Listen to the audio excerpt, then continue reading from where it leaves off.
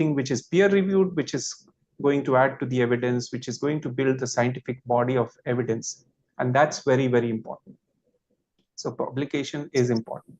Now, I'll just quickly take you through a few things because I know there are sessions, but literature review is very, very important. Many times we say that why do we do it? Why, what's important in this? Now, literature review basically tells us what has already been done. And when we go through it, we actually get to know what has already been done, what have been the challenges. So this is the whole purpose of it. So we need to do this literature review, and this should be done as soon as we have started identifying. So this, again, if you see the problem identification research question, then literature review is done. We formulate the objectives, we come out with the design and the methodology, get an ethics clearance, then conduct the research, analyze the data, and come out with the summary and the report and publish it. So literature review, if you see, is very early on. And why should we do it? Because it will help us to know what is already known. And it will also help us in justifying what topic we have presented or whatever research we are undertaking. At the same time, we will get a clarity on the methodology. We might also find out what has been the limitations or challenges they face so that we can overcome it better. And if required, we can modify the design to suit our research question better to be answered. So all these things are helped by doing a literature review. Just to give you two examples, if I want to conduct a study to see whether asthma education actually helps in controlling the asthma, I can do a literature review. So since I have done my thesis on asthma in pediatric age group, so I'm just taking this example. But again, if I know this, what is the current evidence, I can tailor make my research to meet that requirement and or make it better. Similarly, if I'm looking at obesity and high blood pressure among the adolescents, there are multiple avenues available. I'm just showing you one. So all these can be looked at, and we can find out from not just from different populations, but also nearer home, if possible, also in our setups or in our country or our state. And if we can find some, and if we find that there is some novelty in what we are doing, that also is a helpful thing. Sometimes we might find that that's already been done. Then again, it's not necessary for us to reinvent the wheel. And this is one of the things which I would like you to look at. I'm just keeping it for a few seconds so that you can keep a note of this. So this was published in PLOS, and this is a nice paper which talks about how to go about writing a literature review. Moving on, we talked about research. Dr. Kapil also talked about it. We understand that there is a need, and we need to understand that today we talk of evidence-based practice. Now, how does evidence come in? When we are talking of evidence, the evidence has to be built, evidence has to be generated. And for that, we need research. It cannot be that my word against you. So it has to be done in a systematic way. And that's what research is. So to generate evidence, we need to do some research. And again, depending on, and Dr. Kapil already actually showed you a few, I will take you through some more, but there are different types of research. And before I go into that, let me show you something which you might have seen it earlier, but this is something known as an evidence pyramid. Now, at the base of it, if you see, if we are looking at some in vitro studies, or even in terms of publications in journals, it could be editorials, opinion pieces. Then we could also have research in other species. Then comes case reports, case series, models, epidemiological studies like case control and cohort. And then one of the high evidence which comes from randomized controlled trials or randomized controlled studies. And then we synthesize based on multiple published studies, that is systematic reviews and meta-analysis. So that's the highest level. This in fact has been modified, and nowadays we also have another pyramid like this, what I'm showing you. So at the top again is systematic reviews and meta-analysis. Before that is critically appraised topics or evidence synthesis. And then we also have article synopsis, which is critically appraised individual articles, which are also looked at. So those constitute the filtered information, because what I'm doing is I'm distilling out of whatever is already there. And below, what you see is all those different types of studies, including starting from case report, case series, case cross-sectional, case control, cohort, and RCTs, which is rather unfiltered, but it's very important. And we need to look at all these. So this is what is the evidence pyramid. Now, again, to give you a brief summary, since I'm talking overall about the scientific methodology and importance of research. So if you look at what is my objective or what is my research question, based on that, I can actually take some kind of a research study or design that I can look at, and then that will help me to answer the question I'm looking at. So if I'm looking at natural history of a disease, incidence of a particular condition, or I'm looking at prognosis, I would rather go with the cohort study. I could think of a nested case control study, but best would be cohort. There is also a case cohort design which can be looked at. If I'm looking at a prevalence of a particular condition, that means I'm looking at quantifying the magnitude, I would go with a cross-sectional study. If I'm looking at causation, association, correlation, I would go with case control. However, cohort would be best, but then we know cohort has its own challenges, including the time period, including the logistics, including the funding, and sometimes a lot of problems of attrition. I'm looking at quantification of a particular vaccine or a treatment efficacy. So it's best to go with clinical trials and randomized control trials. And if I'm looking at doing that, but I feel that it's not feasible for me to do an RCT, so I might look at an alternative in terms of before after study designs or time series designs, quasi experimental designs. So that's what I can look at. And if I'm looking at description of certain things or cases, the characteristics, so descriptive study comes into picture or play. So with that, let me again go back to what is health research. So we're trying to generate new knowledge using, as I said, scientific methodology. And it helps us to identify and deal with health problems. Now, when we talk of health research, very, very important is the research question. The whole thing moves around or rotates around research question. So it's important for us to spend some time or a considerable amount of time and give due consideration to coming up with a good research question, because ultimately how good is my research is determined by a good research question. So when we choose a topic and a research question, it's important for me to do it diligently and carefully. Now, many times we are lost. I want to do research, but I don't know what should I do. So where do I get ideas from? So ideas come from multiple places. By searching the medical literature, I might have read something, I might have gone through a recent article, and then that triggers my curiosity. I want to do something further, or I feel that there is a gap which is there. So yes, that could be, or I attend scientific meetings, CMEs and conferences, and then some paper is presented, some speaker speaks something, or they narrate their experiences, and I might get some ideas from there. Or when I interact with my peers, colleagues, or mentors, not necessarily in my own field, but also in some different field. And why is it important for me to interact with people from another field? Because when we do that, many a times certain things suddenly come to mind, and now the world is moving towards interdisciplinary, interprofessional. So interprofessional is the way to go forward. I cannot be working in silo, I cannot be working in just a cocooned area. I need to work together. So that is again very important. Sometimes we might tailor make our projects depending on the interest of the funding research organization. If there's a call, I might tailor make my project, and if it matches my interest area, all the more better. So that can be done. Sometimes I might have done a small study, or I might done a pilot project, and that leads me to develop it into a larger study. So that is also one of the ways where I can get some ideas to build on and then do a larger research.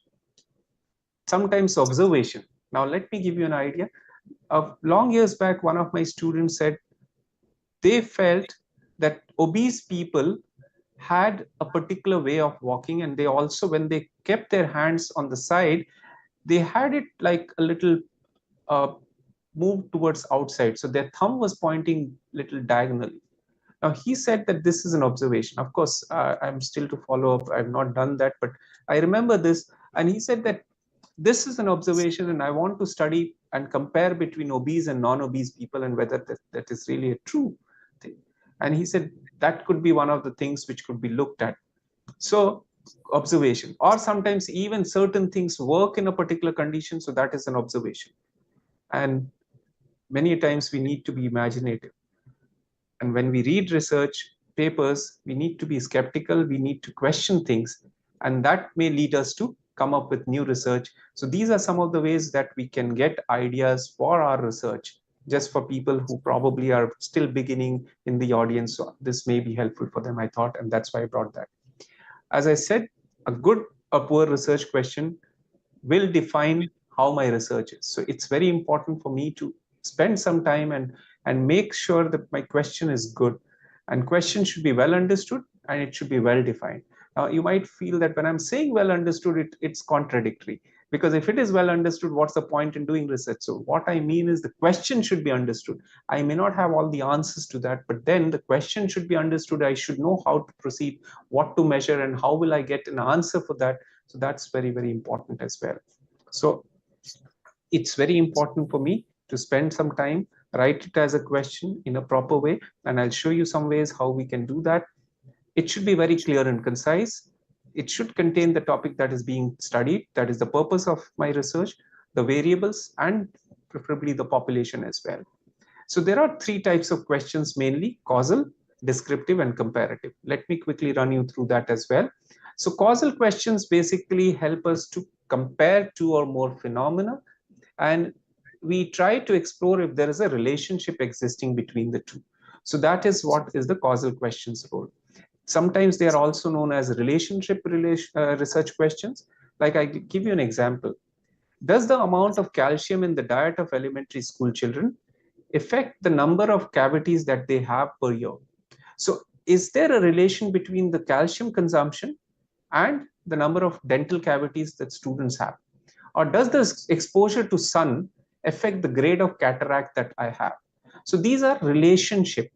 So you want to explore, and that is a causal. Or for example, does the amount of vitamin C intake lower the risk of ARMD? So all these are causal questions. Descriptive questions basically tell me about how often, how much, what is the change which has happened, and I'll give you some examples. So how often do college age students use Twitter? Again, these are all hypothetical examples. You don't need to really think of them very seriously if you don't want to.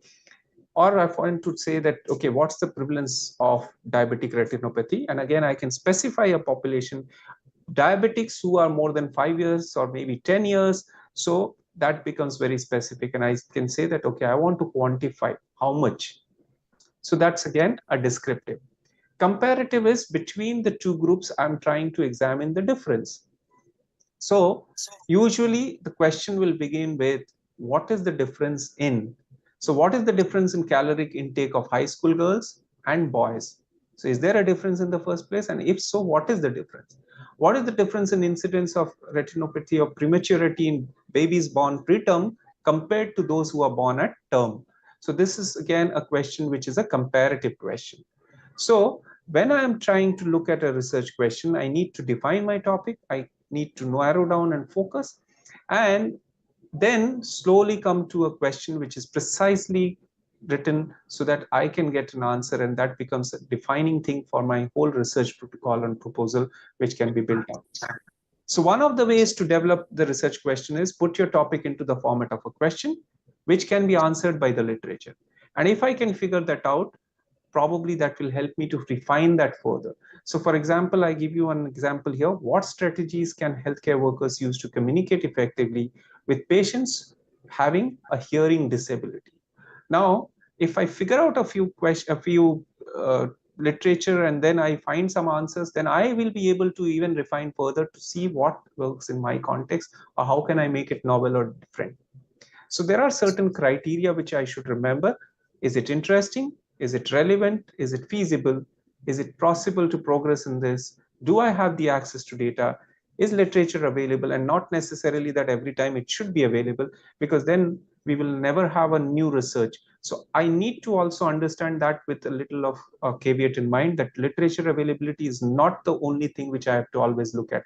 If it's not there, is there something related which is also available? And that's very important for me to look at as well. If not, I could be thinking and I'm convinced, then I must proceed, because I may come out with something which is totally new. And is it within my resources? Is it feasible?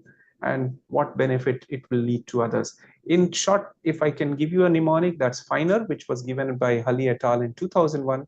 FINER is for feasible, interesting, novel, ethical, and relevant. So this is the mnemonic, if you can remember, for writing a research question. That's very, very important. Another framework which is many times used is the PICOT framework. So PICOT again gives you a different elements, and then it also gives a lot of clarity. I'll give you an example. Before I go into that, I'll explain what is PICOT. So PICOT, P stands for patients or participants or population. So who are my participants or population or the patients? What's the intervention that I'm looking at or the indicator I'm looking at? What's my comparison or any control that I'm looking at? And what's my outcome? So ultimately, what's the outcome I will look for and within what time? So T stands for time. Now let's look at an example. I've kept it blank in the top half and then I've filled up in the bottom half to give you an example. So when I say PICOT in P, that is population or participants, does this intervention compared to a control or whatever comparison result in a particular outcome in this time? So in our example, I'm filling up this. So in healthcare workers, what communication strategies result in more effective communication with clients with a hearing disability? And I can say that comparator is not there. So I can say that, okay, I can build in a comparator here, or I can assume that there is no need because I'm thinking of only improving that in healthcare workers. So this both ways can work. Another example I'll give you. Sometimes I can think of a description. So I can think of in the population characteristics that have to be defined because I don't want any kind of ambiguity. So that's also very, very important. And once I do that, I'm giving you 2 or 3 examples. Like, for example, I'm talking of preterm neonates, which are less than 32 weeks of gestation. And I'm looking at umbilical arterial catheter, which is used in neonates, and very low birth weight neonates, which have suspected early onset sepsis. So if I'm looking at intervention or exposure, now is the need for delayed cord clamping is done, or if I'm looking at a high umbilical artery catheter, or I'm looking at estimating the use of CRP in the first 24 hours. So any of these things can be taken up and then used in that setting. So it could be comparison could be if I'm looking at cord clamping, delayed versus immediate cord clamping, if I'm positioning the catheter high versus the low, or if I'm thinking of estimation of procalcitonin in first 24 hours versus later. So that is my control.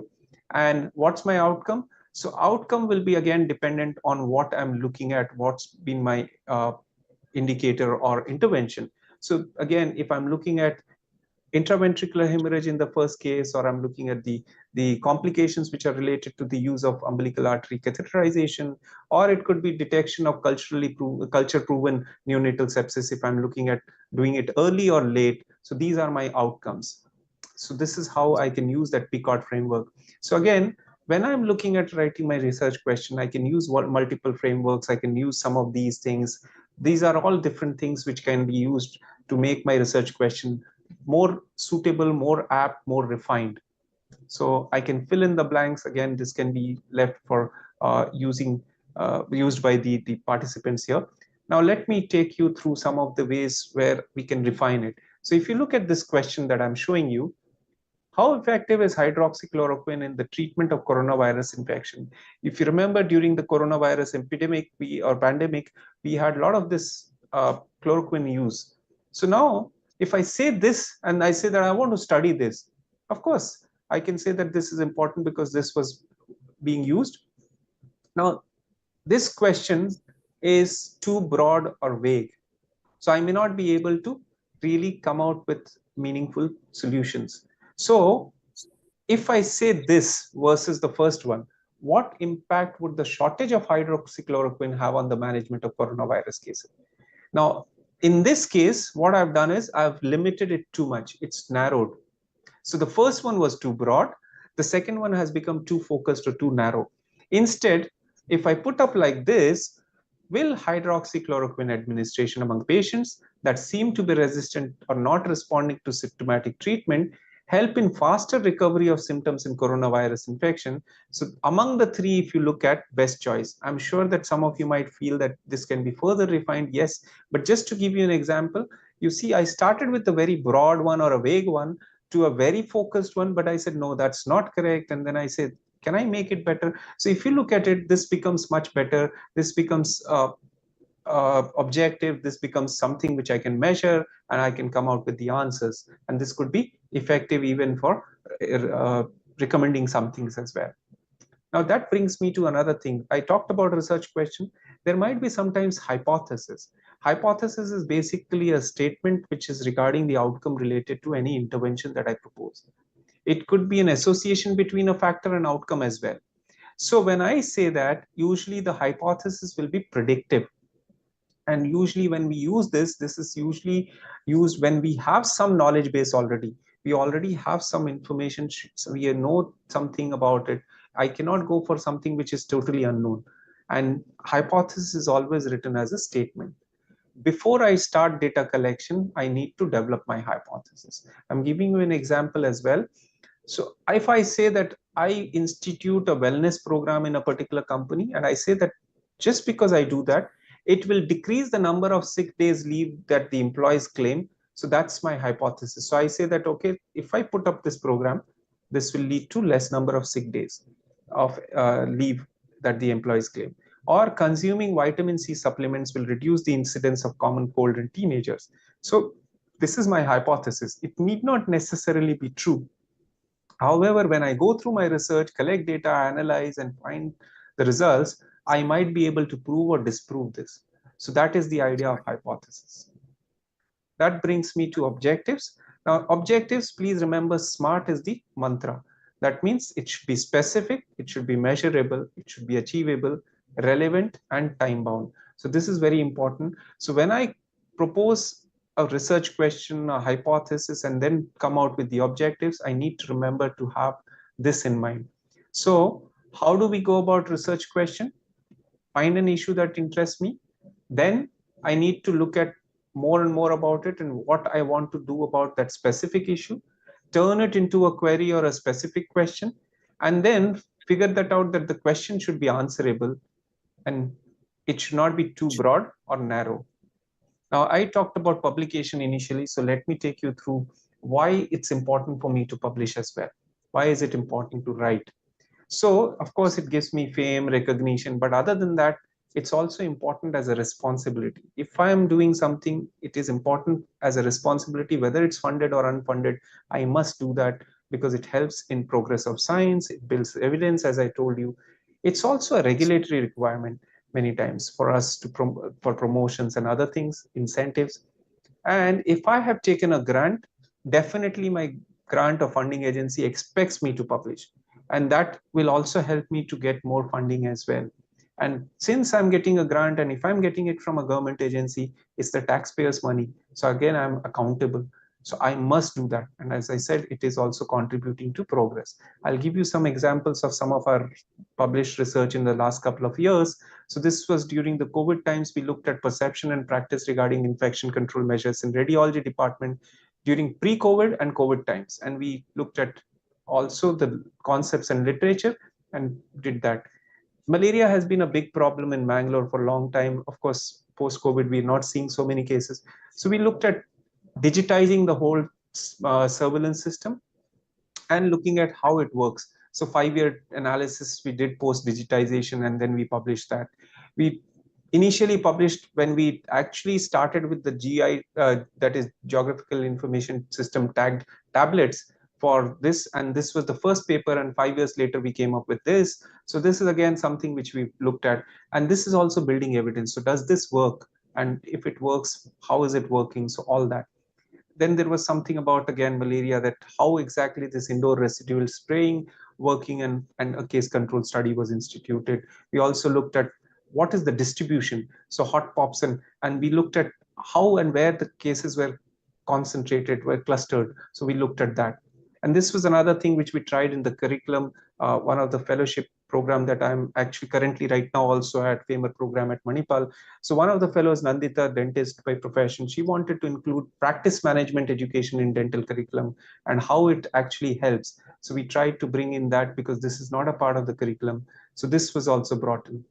Or again, in the context of teaching, learning, and scholarship, we looked at communication skills training and how it helps to build empathy. So these are some of the things that we've tried out. This was not our paper, but again, this is important because once you see something different, so KFD or carcinal forest disease has traditionally been confined to Karnataka, but then the first reported case in Kerala was reported, and then they said that this is the first case. Now it is important so that that also is known that there is a possibility that it can be seen there, and then people get sensitized. So it is important for us to know that as well. And this is another paper from KFD. Here, if you look at, usually it leads to different symptoms, but previous literature here suggested that there was no signs of language deficit. But in this particular case, they have reported a case of 5-year-old child who had KFD and diffuse encephalopathy, so also had some kind of language deficit, and that is also reported. So these are important things which we need to report. Again, the health seeking behavior, promotion practices, so comparison, so that helps. So again, just to show you. Now I'll take the last bit towards AI. Now AI is a big thing. Everybody is using Chat GPT and whatnot, Research Rabbit and whatnot on perplexity.ai. So can we use it for academic writing, for research? Ethically, if we use, judiciously we use, it's fine.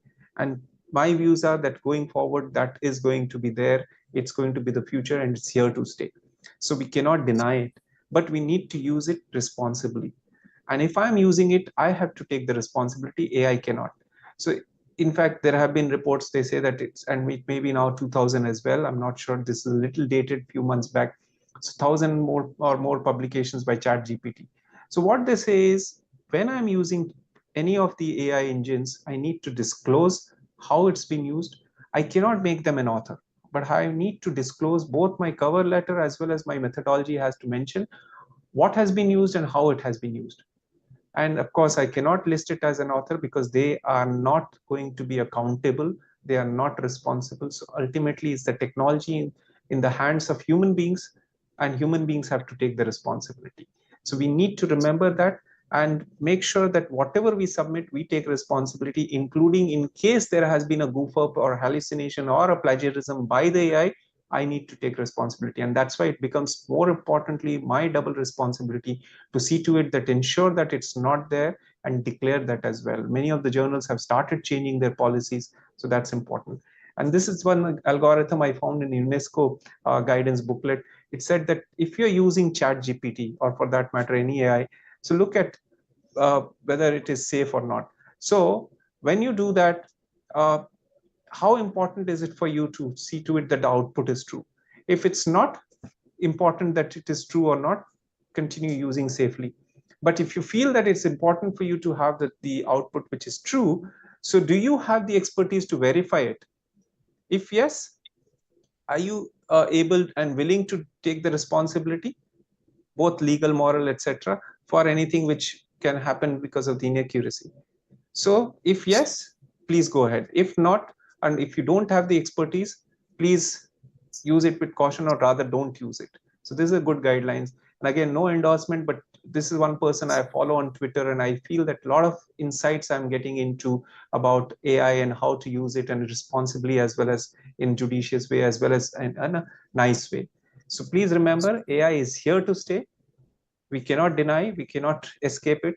The best way would be to adapt and use technology, but please be mindful of judicious and ethical use of it.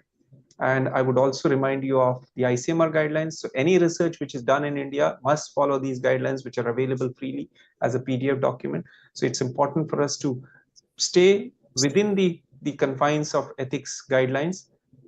And finally, one of my favorites again, productive stupidity. So the importance of stupidity in scientific research. Some of you must be wondering why I'm talking about stupidity when I'm talking about scientific methodology. So sometimes we don't get the desired results, or sometimes we fail. It's okay. It's important to know that everything doesn't happen the way we might assume or may wish to. That's okay. So what we need to understand is, every time we get the results, whether it's in line with what we expected or not, we should learn and we should move forward, and that's very important. So productive stupidity means being ignorant by choice, but at the same time learning as we go along, and that's very, very important. These are some of the important websites for us to know more about certain things. So International Committee of Medical Journal Editors, And I would suggest that everybody who's planning to be a researcher should and planning to publish should have a ORCID ID. It just takes a few minutes to just register yourself. So please do that and have a Google Scholar which profile and a ResearchGate profile. It helps. And with that, let me end. I would like to again emphasize research is important. At the same time, scientific rigor and methodology needs to be followed to make this research which is foolproof and which contributes to evidence. Careful consideration must be given while starting any research, and we have to come out with a good research question. With that, I would like to end. And as I said, I have tried to cover some time, but then again, that's the best I could do. So thank you. I now request Dr. CME ma'am to present the memento on behalf of the institute. I also request Dr. Mehul sir to receive the memento on behalf of Dr. AIIMS.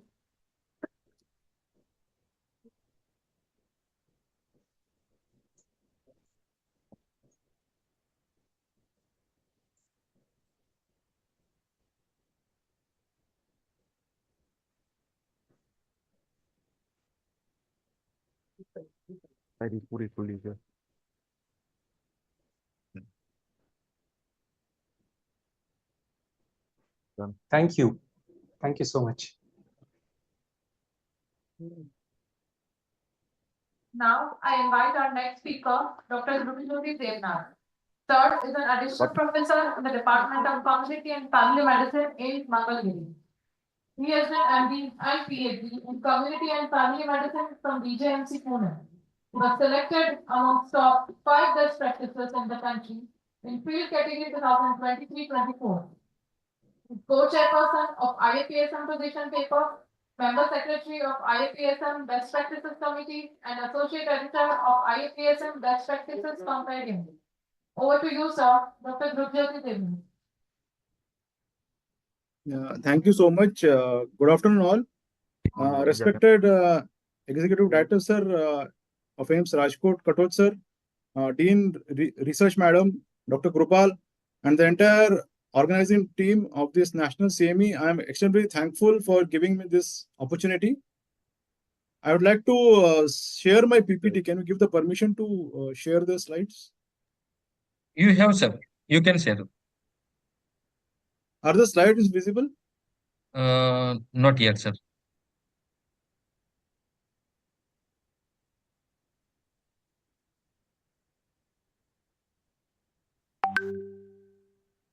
Now are they visible? Yes, kindly make the presentation mode. Yes.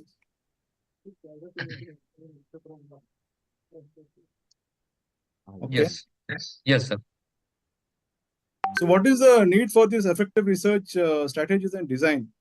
So it is basically to ensure that our studies are very robustly built, are reproducible, they generate results that are valid and are reliable. Now let us look at the broad research strategies. So this can be divided into quantitative research and qualitative research. So coming to the quantitative research, so it follows a deductive approach. We mainly do it to either prove or disprove the hypothesis. In this type of research, the sample size is calculated by a mathematical calculation. And we have the statistical, numerical, and quantitative aspects of the phenomena of interest. And what we are concerned about is the internal validity, external validity, reliability, and objectivity. Whereas if we look at the qualitative research, it follows an inductive approach. It is mainly done to develop a hypothesis. The sample size here depends on the theoretical saturation. Data is collected using in-depth interviews, focus groups, and observation. And what we are concerned here about is the credibility, transferability, dependability, and conformability. Now let us look into the various study design which we use in quantitative studies. Now the most important thing is we have to look at who assigned the exposure. Did the investigator assign the exposure? If yes, it becomes an interventional study. Then in interventional study, we look at whether there was random allocation done? If yes, it becomes a randomized controlled trial. If there is a no random allocation, then it becomes a non-randomized controlled trial. It becomes an observational study. Now we look at whether there is a comparison group. If there is a comparison group present, it becomes an analytical study. Now we look at the direction. So Sir, your if we follow volume from cover. exposure to outcome, it Hello. becomes a call Sir, study. The outcomes occur sir, participant to excuse me, sir. recall their exposure. Excuse me, sir. It becomes a study. And in Uh, am I not audible? yeah. I can hear you. Yeah, sir, I can hear you're you. I can audible, hear but voice is cutting. No, slide is perfectly fine. If possible, no, due to network, kindly switch off your video because voice is cutting, sir. Switch on. Okay, I'll switch on the video. Yes, sir. Yeah. It may improve Yeah, the yeah. your voice. Network is a Yes, little unstable. yes, yes, sir. Yes, sir. Yes. Yeah. Now makes Just let me know presentation mode. if I'm not audible, please. Yes, yes, yes. Sure, sir. Sure, sir. Yes. Yes, sir. Please continue. So if the outcome and exposure have occurred at the thank you. If the outcome and exposure have occurred at the same point of time, it becomes a cross-sectional study. And if there is no comparison group in an observational study, it becomes a descriptive study, and it can be done on individual or the populations. And these are some of the alternative names which can be assigned to this cross-sectional studies, can also called as prevalence studies.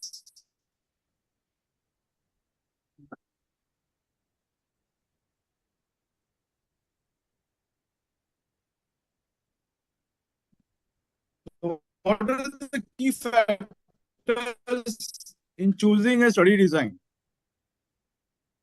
So basically, we have to look at what is our research question. So having the funding, research study population, data availability, and ethical consideration. Now, first question: what is the prevalence of severe acute malnutrition in under 5 children in a village? Second is what clinic. Third is what is the survival in HIV-infected males and females and the factors associated with survival. Fourth question is what are the risk factors of Kaposi sarcoma. Fifth is what is the incidence of cardiovascular events in patients with psoriasis over a period of 10 years.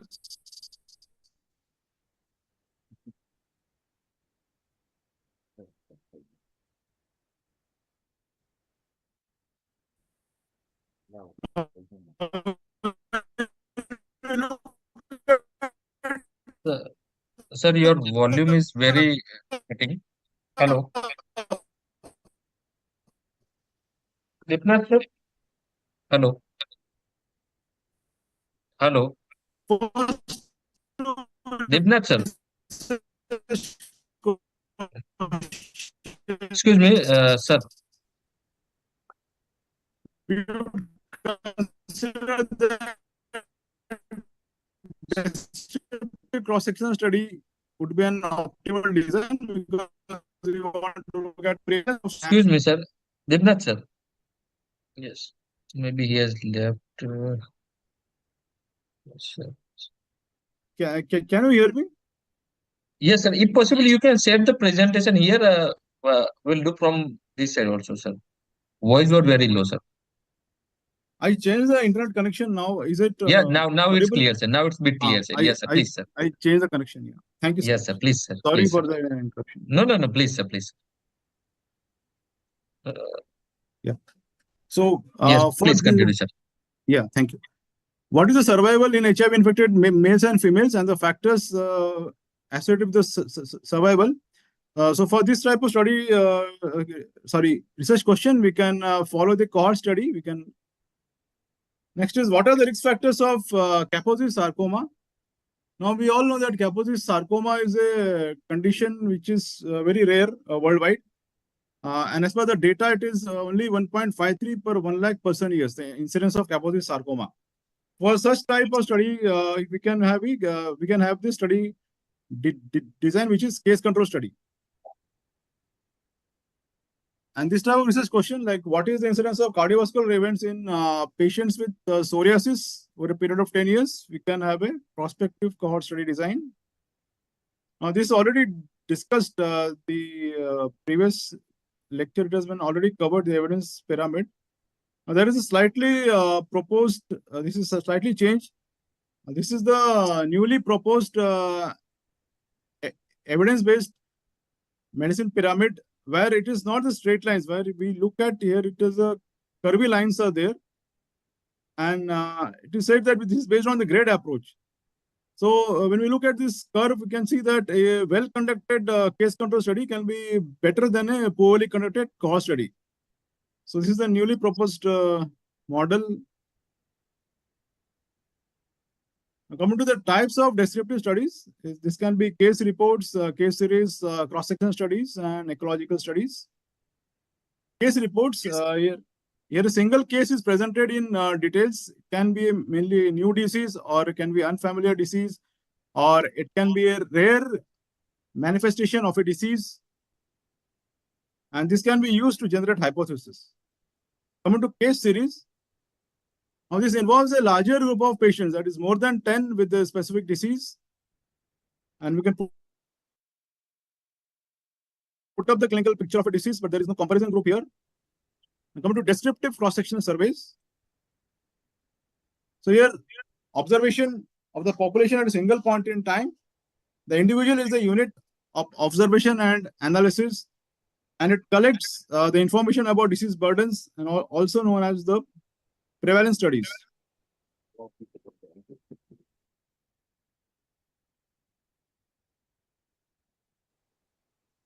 Now, in descriptive cross-sectional surveys, we can recruit the study participant from the population, or take the sample of the population, and we can observe for one or more outcomes and one or more exposure. So this is the advantage of cross-sectional surveys. We can look for one or more outcome at the same time. We can look for one or more exposure also. Coming to the uses, it can estimate the prevalence of disease or the risk factors. We can find out the distribution of health problem by time, place, and person. It is helpful for setting priorities for disease control, and it can plan the delivery of healthcare services, and it can be used to generate hypotheses and examine evolving trends. Now, such type of research questions can be addressed by descriptive studies. Am I clear and audible? Hello? Am I audible? Yes, sir, you are audible. Okay, thank you.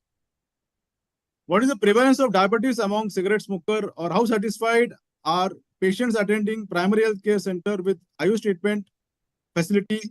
What is the prevalence of depression among college students? Such type of research questions can be answered by descriptive cross-section studies. Coming to ecological studies, here unit of analysis are not individuals, but they are groups. No individual level information is there on the distribution of exposure in such type of studies, and it relates the population with high rates of disease, also have a high presence of suspected risk factor or the exposure. Now, moving to analytical studies, here exposure is not assigned by the investigator, and but we have a comparison group, and it measures the patterns of exposure and disease in population and makes inference about risk factor or exposure and the disease.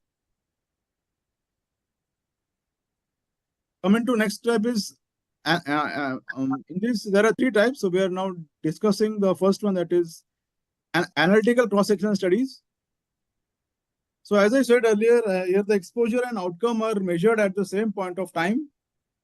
The comparison group is present, but as such controls are absent. So because the exposure and outcome are measured at same time, there is a difficulty to establish the temporal association, because the time sequence cannot be established, which came first. And it is also prone to prevalence incidence bias, also called as the Niemann bias. But the good thing is we don't have any attrition bias here, that is loss to follow-up is not there. Advantages of cross-sectional studies: it is fairly quick and easy to perform, less costly. Coming to the limitations of cross-sectional survey. So it is not useful to study disease etiology. It is not suitable for study of rare diseases. It can study only prevalent cases, that is both old and new case. And exposure and outcome can be examined at the same time.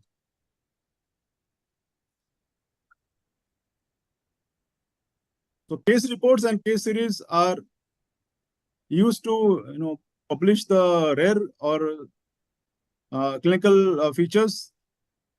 Ecological studies can be used to relate group level data and hypotheses. And cross-sectional surveys help to measure the disease burden or magnitude of a health condition. So coming to next type of study is cohort study. So cohort basically defined as a group of people who share some common characteristic. This is a schematic representation of a cohort study. So we have a population from where we go on to select a cohort which is exposed to a certain risk factor and another cohort which is non-exposed to a risk factor. And then we follow up this population in time to see who have developed the disease and who have remained free of disease. And then we calculate the incidence among exposed and incidence among non-exposed. So here we measure the strength of association by RR, that is relative risk. So this is another schematic diagram. So there are basically again three types of cohort studies. In the prospective study, the exposure occurs after the study starts. And then we follow up the population, the two cohorts for the development of disease. In ambidextrous, the exposure has occurred, the study starts after that, and then again the patients, the cohort are followed up to know whether they develop the disease or not. And in retrospective cohort study, both the exposure and disease have occurred, but we go back in time, and if we have some good records, we look at the exposure and follow the population in time to see which cohort developed how much incidence of disease. So elements of cohort study. So first we have to select the study population, gather the baseline information, follow up and do the analysis. Selection of study population can be from the general population cohorts or a subset of it. And sometimes we may take some special exposure cohorts like occupational groups, especially if we want to study some, suppose, instead of some cancer in certain occupation, then we can have this special exposure cohort. So we have to gather the baseline information, which depends on the study objective. And very important to have a valid assessment of exposure status of the members of cohort. So exposure status assessment is very important. It should be properly done. Then have a identification data, and individuals with disease are excluded at the baseline. The sources of baseline information can be existing records. This can be from hospital records or employment records. We can have interviews, either personal or questionnaire can be mailed to the participants, and clinical examination can be done. And also we can have measurement of environment, that is air pollution or exposure to any particular chemical, etc. The most important thing is to follow up these individuals, the cohort, to see whether the outcome of interest has developed or not. And it is again very important to have uniform and complete follow-up of all the cohort members. But the most problem in this studies, core study, is that attrition bias, because such studies are done over a long period. So people may leave their place where they stay, and it can lead to attrition bias, which can influence the study validity. Also important to have uniform surveillance in exposed and unexposed group, and to have a complete ascertainment of exposure and outcome. And there should be standardized diagnosis of outcome events, which should be clearly stated and defined. Now, when we look at this table, so when we start this core study, what is known is exposed and unexposed, that is A plus B. What is marked in red color is that what we know at the start of the study. That is, we know who are exposed and who are not exposed, that is C plus D. And then we follow up in time to see how many got the disease among exposed and how many got the disease among unexposed. So for calculating the strength of association in core study, we calculate the relative risk, which is given by the formula incidence of disease in exposed, that is A upon A plus B, and divided by incidence of disease in unexposed, that is C upon C plus D. Now coming to the interpretation of RR. So if RR is equal to 1, so incidence in exposed and unexposed is same. Here we know that exposure is not associated with the disease. Now if RR is more than 1, it shows that incidence is exposed is higher than that of unexposed, and exposure is positively associated with the outcome of interest. And if RR is less than 1, that means incidence in exposed is lower than unexposed, and exposure is really protective if RR is less than 1. Coming to the strengths of core study.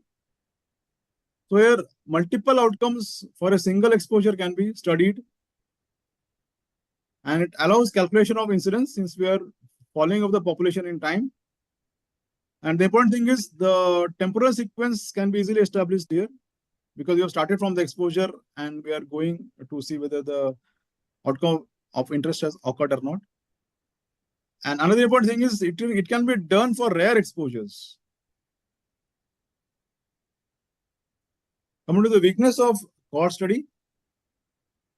So it is very time-consuming process because following of the cohort for a long period of time, lot of time is taken, high cost involved. There can be attrition bias because of the loss to follow up. And then it is not good for conditions with long latency period.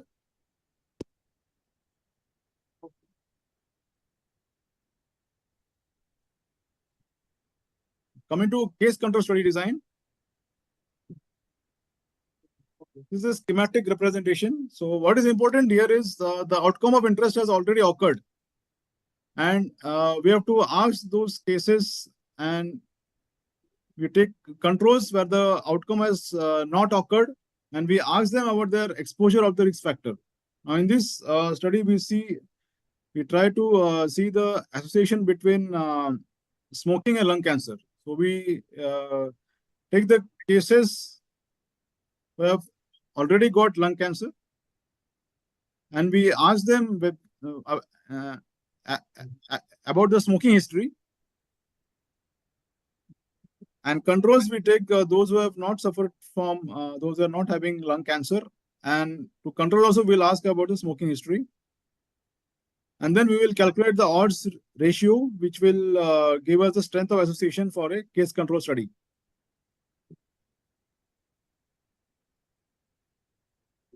So elements of case control study. selection of cases, selection of controls, information on the exposure, and then doing the analysis.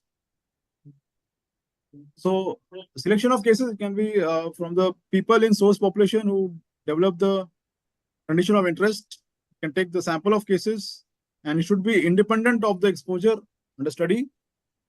Very important to have a clear definition of outcome. But during this process, there is a bias called as prevalence versus incidence bias can be there. Because what we see is that suppose we take an example, acute myocardial infarction. So here prevalent cases may be more related to the survival with the disease rather than the development of the disease. Because what happens sometimes is that if the person gets a severe AMI and the persons die within 1 to 2 hours before taking him to the hospital, in such cases, these cases will be missed out because we are taking only the prevalent cases. So it can introduce a bias in the study because we are missing out the cases who had severe AMI and who could not be included because they have died before they reached hospital. So we have to be careful while interpreting the results. Sources of cases can be hospital or clinic based, which are more easier to find, but may represent again the severe cases, or it can be drawn from the population also. These are not biased by factors drawing a particular patient to a particular hospital. Selection of controls. Now, controls should be without the outcome of interest. They can be selected from the same source population that gave rise to cases, and they should be selected independently of their exposure status.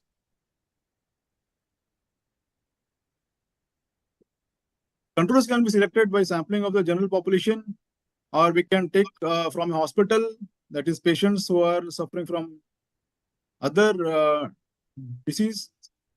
And it can be also taken from the case-based neighbors and friends. So important thing is, or most challenging thing is to gather data on exposure, because exposure might have happened several years ago. So it should be done objectively and very precisely, and there should be quality management in exposure measurement. Now this table shows,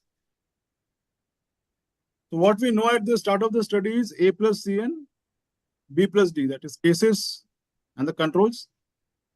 And we ask them by recall method, how much was the exposure in the cases and the controls. And in this odds ratio will give us the strength of association, which is calculated as AD by BC.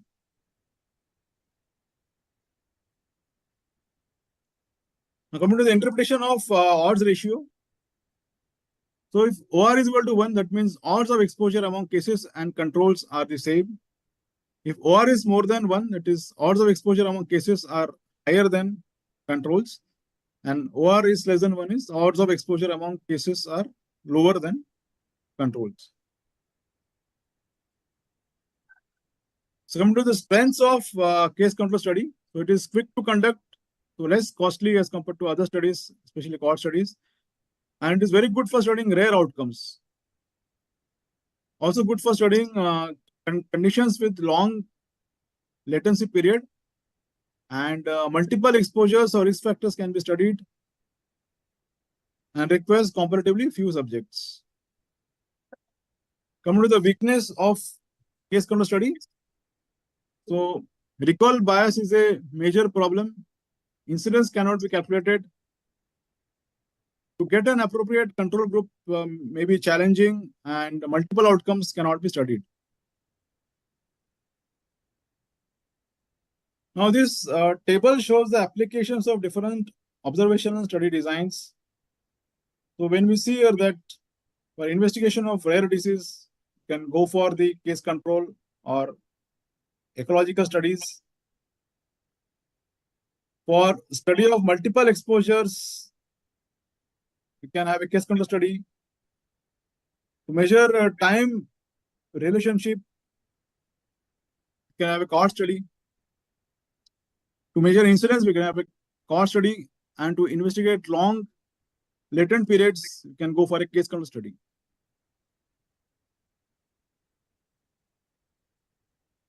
So the advantage and disadvantages of different study designs.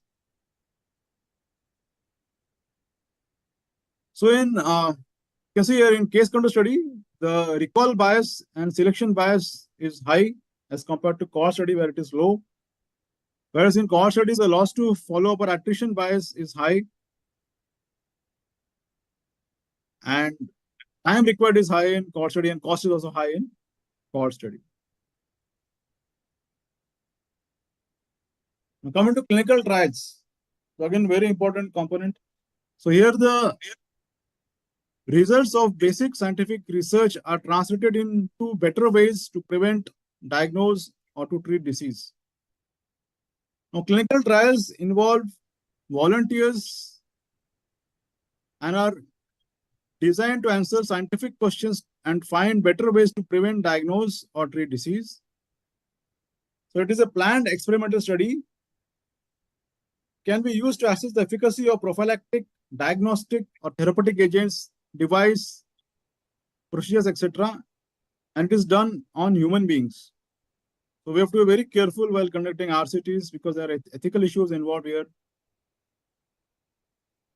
Now in randomized controlled clinical trials, we compare the outcomes in a group of patients treated with a test treatment and compare with those in a control group of patients whom we give usually standard treatment or old treatment. And they're enrolled in a prospective study and followed up for the same period. So the objectives of clinical trials are to evaluate new forms of therapy or prevention methods, new drugs or treatment, new healthcare technology, new healthcare delivery system, new methods of primary prevention, or new programs of screening or early detection. This is schematic. Respected sir, we are running out of time. Sir, only 2 minutes, sir. Yeah. I'm just ending. Okay, okay, yes, sir, yes. So this is a schematic representation of a RCT. So we have a population suffering from disease condition from where we take the sample and randomize into 2 groups. One group is given the new treatment which we want to test. Another group is given the standard treatment, and then there is periodic follow-up. And then we see how many have been cured or not cured in both the groups. So randomization is very important in this, which ensures comparability between the 2 groups. And it is the only condition which can prevent the selection bias. So here one group gets the most widely accepted treatment, and the other gets the newly treatment that is being tested. And so the confounding bias is minimized here because of randomization. You can also go for blinding, single blind, double blind, and triple blind. And blinding helps to eliminate the co-intervention or biased outcome ascertainment. These are the 4 phases: phase 1, 2, 3, 4. Starting with phase 1 is mainly to deal with safety and acceptability, where we start with only about 50 or so healthy volunteers. Then we move to phase 2 to look for the long-term safety, dose and schedule, and early indications of efficacy. Phase 3 is for the effectiveness, and phase 4 is to see for the post-marketing surveillance, which is community-based. So advantage of RCT, it is the only effective method which can control selection bias. It controls confounding bias without adjustment, which is important. And you can do blinding and maintains all the advantages of cohort study. Disadvantages, it is complex and expensive. It lacks representativeness because volunteers may differ from the actual population of interest, and ethical challenges can be immense. Suppose now we can't do a RCT to prove the lung cancer and smoking hypothesis because we can't assign a group that you smoke and the other group does not smoke, because we know already that smoking causes lung cancer. So such type of challenges are immense in connecting the RCTs. So with this, I thank you for giving me this opportunity.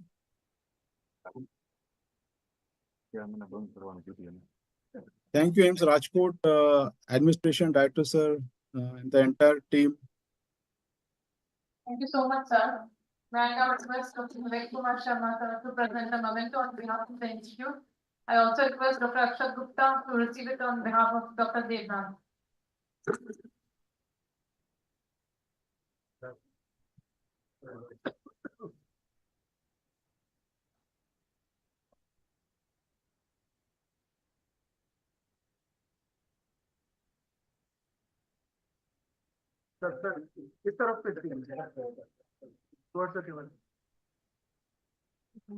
I'm thankful for this.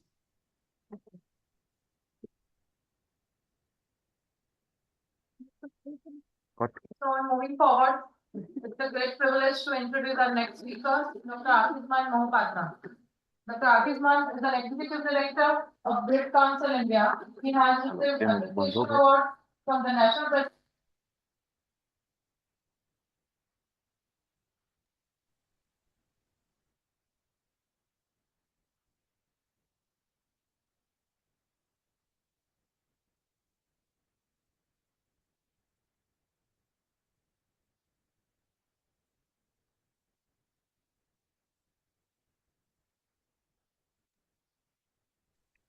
Rajkot team, not audible, please.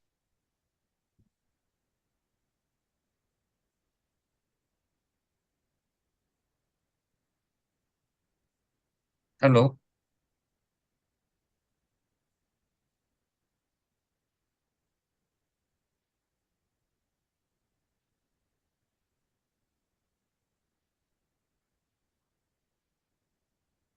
You're not audible, Rajkot. AIIMS Rajkot.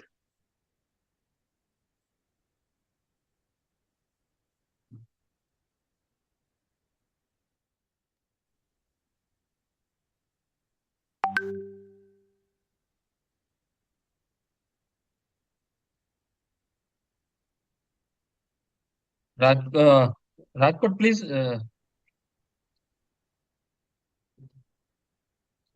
Team, Yes, just yeah. can't hear you. Yeah. Yeah, can I get started or like?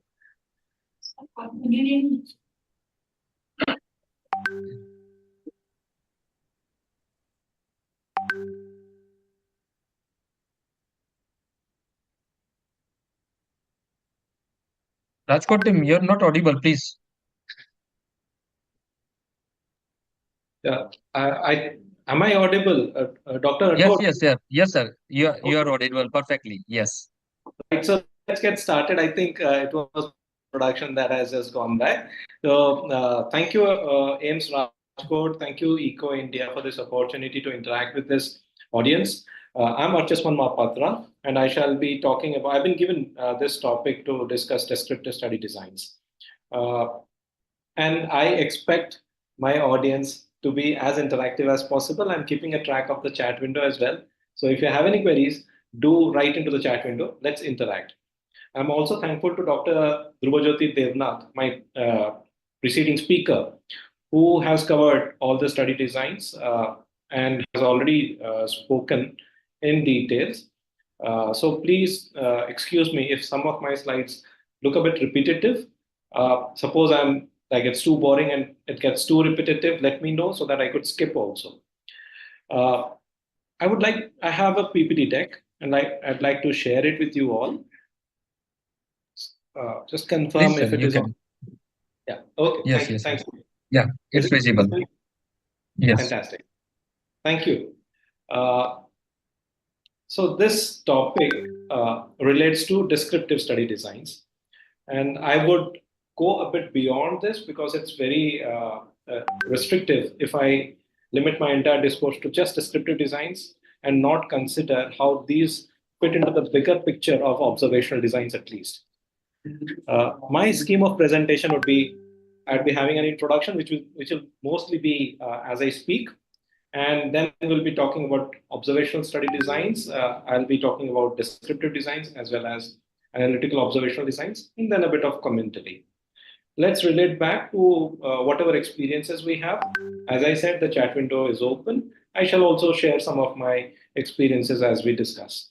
I understand that I have about 45 minutes. Just correct me if I need to close by 4:45 or I can extend till 5 o'clock. Organizers?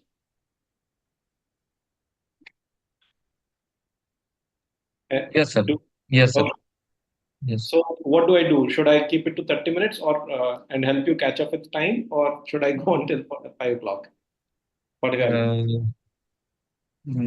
Need to get connect with Rajkot team also. We'll get back to you, sir. Please, you can start. Okay. Okay. Thank you. Yes. So this is a traditional classification of study designs.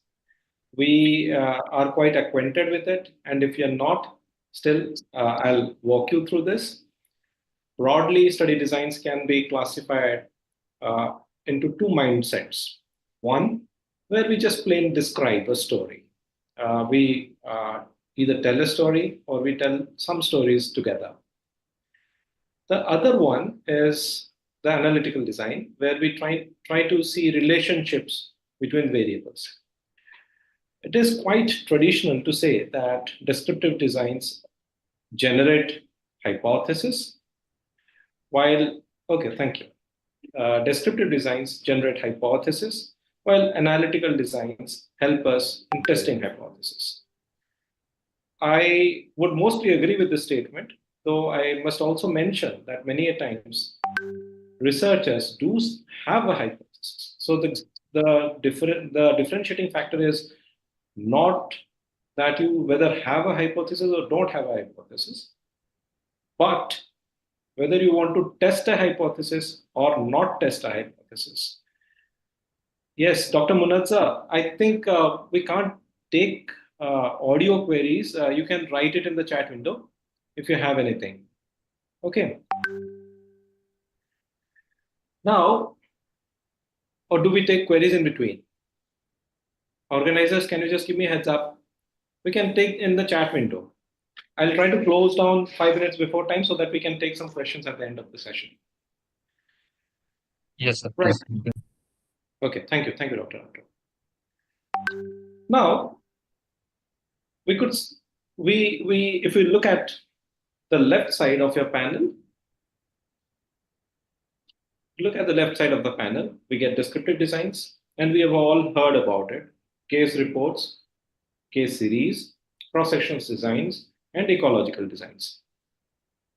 Now focus on the analytical designs. If you are just observing and not exactly intervening actively, you're just observing, then in the observational classification, you'll get again cross-sectional designs, ecological designs, case control, and cohort. By now, you should have noticed that you find cross-sectional designs on both sides. So cross-sectional designs and ecological designs in the descriptive side as well as in the observational side. I must confess that this classification or any classification of study design is an oversimplification. These are along a continuum. These designs are along a continuum. And if we look at them logically, we'll gradually realize that that's how research possibly would have evolved. The research community would have possibly evolved. And increasingly, the complexity of study designs have been appreciated. I would not talk about the randomized controlled trials or quasi-experimental designs. These have been covered in the previous session. And also these are experimental designs where the researcher intervenes.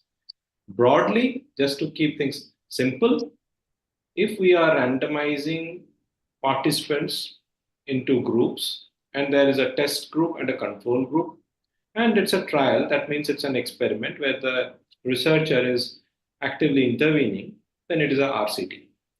Any other format of trial or experimental design, which either does not have a randomization, does not have a control group, or is just a simple crossover sort of a design, or a time series design, you can classify them as quasi-experimental design. So quasi-experimental means very close to experimental designs, almost like an experimental design, but not exactly a RCT. Now, if we want to know more about these studies, like a case report, that means a single case very nicely described.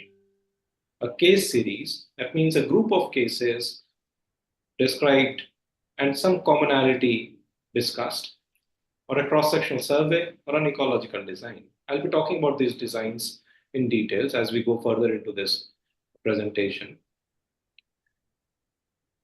Each of it is a very powerful method. Each of it is a very powerful design in itself, if done very nicely. Now, the medical journal editors across the world found that whenever researchers would report or write a paper, there were inconsistencies. I'll take the questions towards them. So there are inconsistencies in the way they write a manuscript. So what they have done is, they have all come together and provided guidelines. Use the website, equata-network.org. On this website, you will find all the checklists referring to different types of study designs. For example, if you're talking about observational designs, then we have SPROBE checklist, systematic reviews, we have the PRISMA. For randomized trials, we have CONSORT. So these are quite common checklists that we use for reporting. These are actually guidelines, reporting guidelines. So what you get is a PDF or a Word format of all the checklisted items, as well as an explanation and elaboration paper. That's a detailed paper which explains each element of the checklist.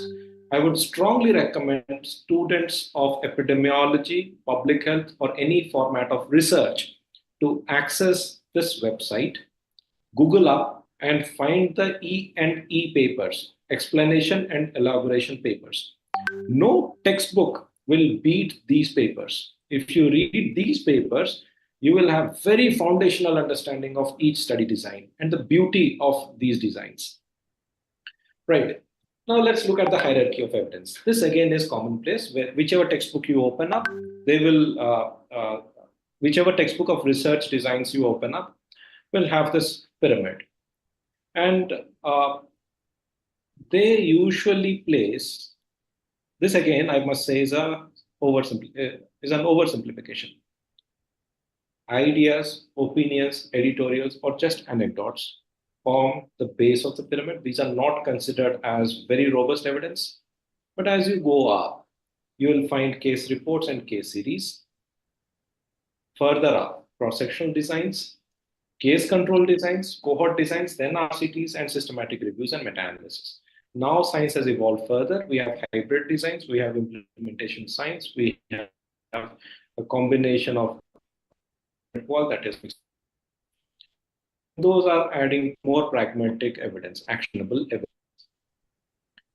But look at this pyramid, and you'll see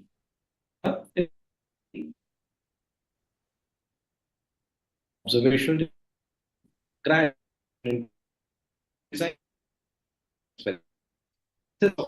So even if this pyramid puts things on a hierarchy, we must realize that a very nicely done cross-sectional study could actually beat a poorly done case control study.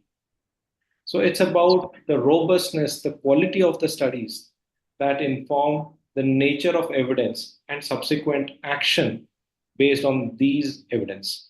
So the practice of evidence-based medicine cannot be just relied on the fact that the evidence has come from a RCT. It could be a badly done, biased RCT, but a fantastic case control or a fantastic cross-sectional study or even a case report could change the world. Hence, much of the grading of evidence that is being done these days has layers to it. If you could see this grading of evidence, the topmost is again systematic reviews and meta-analysis of RCTs. So you'll find systematic reviews and meta-analysis of observational studies as well. But here, systematic reviews and meta-analysis of RCTs is considered as sacrosanct. And then further down, 1B, if you look, at least one nicely conducted RCT, or 2A, at least one well-designed study, well-designed control study, it's okay not to be randomized. So if you look at this kind of a grading that has happened, people are increasingly realizing that it's not just the study design, but the quality of evidence and how it is being reported that are important. Now, let's go back to the previous slide.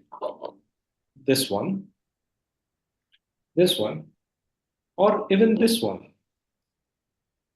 Here you will find that the study designs are becoming increasingly complex as you move up. And this is also reflecting in the pyramid that we saw.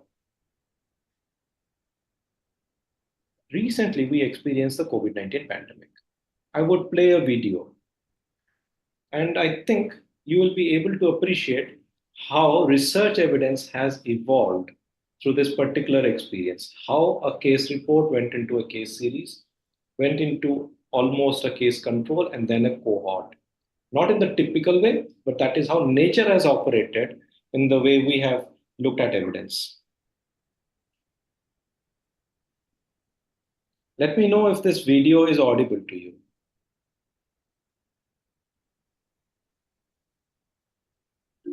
Is this video audible? Yes, audible, sir. Audible, sir. Perfect, thank you. Of Wuhan. It is home to an estimated 11 million people in eastern China. It is here where health officials believe the new coronavirus originated and eventually spread across the globe. Cases of the disease it causes, known as COVID-19, have risen rapidly as health officials have worked to contain the virus. Here's how COVID-19 became a global pandemic. On December 1st, 2019, a patient in Wuhan begins to show symptoms of viral pneumonia, according to a report in the Lancet Medical Journal. That patient is believed to be the first documented case of the virus. Throughout the month, a series of pneumonia cases of unknown cause emerge in Wuhan. Symptoms include a fever, labored breathing, and a dry cough. At the end of the month, the Chinese government informs the World Health Organization of a cluster of pneumonia cases in Wuhan. Between December 31st and January 3rd, a total of 44 cases are reported to the WHO. Many of the patients were found to have visited an open-air seafood and animal market within the city. Chinese authorities shut down the market, and on January 5th, the WHO reports the infection could be connected to exposure to live animals. Chinese scientists discover sick patients are infected with a new strain of coronavirus. According to Chinese state media, coronaviruses are a large family of viruses that include the common cold. At this point, there are no documented instances of human-to-human transmission.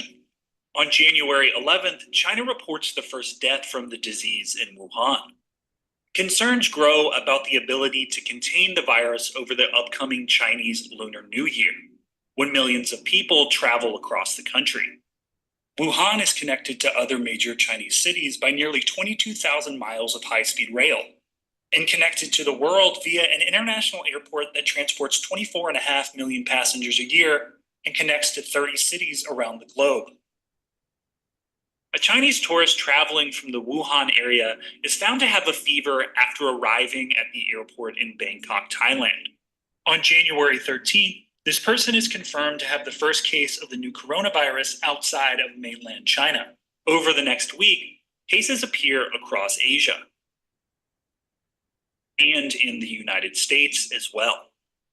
According to the WHO, on January 23rd, there are 581 confirmed cases globally. As health officials announce the virus can spread between humans, the Chinese government cuts train and air travel out of Wuhan, effectively quarantining the entire city in an effort to contain the spread. With over 7,800 confirmed cases, the WHO declares the coronavirus a global public health emergency, indicating authorities believe the virus is a significant threat beyond China. In Yokohama, Japan, passengers aboard the Diamond Princess cruise liner are quarantined. For almost 3 weeks, passengers are confined to the ship as they are tested for the virus. 696 people on the ship are ultimately confirmed to be infected. including some Americans. A week later, the WHO officially names the disease COVID-19. The name. Right. So let's have some interaction with the audience. I'll just quickly recap what you just heard. On 1st of December, a report is, so there is a reference to a report published in the Lancet, which says that on 1st of December, a lady reported with symptoms of pneumonia. What is this design? Yes, there's a raised hand from research cell. What is this design? You can type in the chat window as well. Case report, fantastic. So this was unusual. One woman reports with pneumonia and very difficult to treat. All antibiotics have been tested on that woman and nothing has worked. Fantastic. That's a case report. It must have flown like a single person's story. Now they say that over the next couple of weeks, many such cases were reported. What is that about then? Case series. And now, when they look at the series of these cases, they are able to say, okay, this is the presentation of this disease. This is how the disease presents. It presents with ARI, or it presents like influenza-like illness. Some of them may get admitted. SARI, severe acute respiratory illness. Over the next few weeks, some 600 or 344 cases were reported. What could have that been? It is like a population under surveillance. So they did a cross-sectional and they found that as many cases. Yes, cross-sectional designs. Now, they later on said that it was found that people who, and some deaths were also reported, and it was found that people who are having certain risk factors or an exposure, like people who went to that live market or had an exposure, were the ones who developed this disease. So they had a virus exposure, even if they could not establish human-to-human transmission. That means they were looking at, ideally this should have been a case control design, but it has not been a case control design. And it's sort of like a unilateral design that they have had, in which they have looked at people who are admitted to their hospitals and asked, did you go to that live market? Did you get an exposure? So a bit of recall. So goes a bit towards case control design, but not exactly a case control. It's like a cross-sectional design where people are being asked to recall. Then they referred to the spread of the disease to different places according to different time. And also, as you go, I pause the video, but as you go deeper, you'll also find that they have described who are the high-risk groups. So time, place, person descriptions come in, right? So once those descriptions are there, they indicate that it's a descriptive design. Later on, or yes, you can also say these are ecological design. When they mentioned around New Year, so many people would travel and so many buses, so many flights would be there. As many people exchanges happen, the disease could spread. So at a population level, they are trying to say, and also indicating that cases were observed in Italy, in USA, or in Japan, they showed a red color border. Very nice evolution of study designs. Later on, they referred to one ship called the Diamond Princess. Has anyone known about this story of the Diamond Princess cruise? Anyone? Just say yes or no. You haven't? Okay. Let us continue with the story then. I'll just move a couple of slides ahead, and then maybe it's a better position to talk about this particular ship. Yes, here we are. Now, in January, so Diamond Princess is a very celebrated cruise. It goes from China to Japan. In January, people boarded this cruise. Usually, people who are in this cruise are rich and of a particular age band, because rich people usually are in their 50s, 60s, where they're into vacations. Younger people may not manage to get into this kind of a luxury cruise, but whatever. It had a particular profile of people who got into this cruise, and the cruise went to Japan, but was quarantined on the waters of Japan. They were not allowed to get into Japan. A lot of hula baloo, lot of controversy, lot of political debate happened, whether it is ethical to quarantine people. But as they quarantined this ship for a couple of weeks on the borders of Japan without allowing people to disembark, people started developing symptoms of COVID. So one case, then multiple cases, and multiple cases. This provided a very good captive population and was perhaps the highest, the population with the highest number of COVID-19 cases outside China at that point of time. This particular cohort helped us in understanding what was the incubation period, what was the infectivity rate, how symptoms manifested, who actually had more severe symptoms, all that detailing could happen. How diseases transmitted, should we do that kind of a zoning? You remember the red zone, green zone, yellow zone? Should healthcare workers be also quarantined whenever they have an exposure? All those questions got answered in this particular study. In this particular, it's not a study, it's a natural experiment that happened, but looks like a cohort. And then we, of course, remember the solidarity trials, which looked at interventions or treatments for COVID-19, right? So this is nature at its best.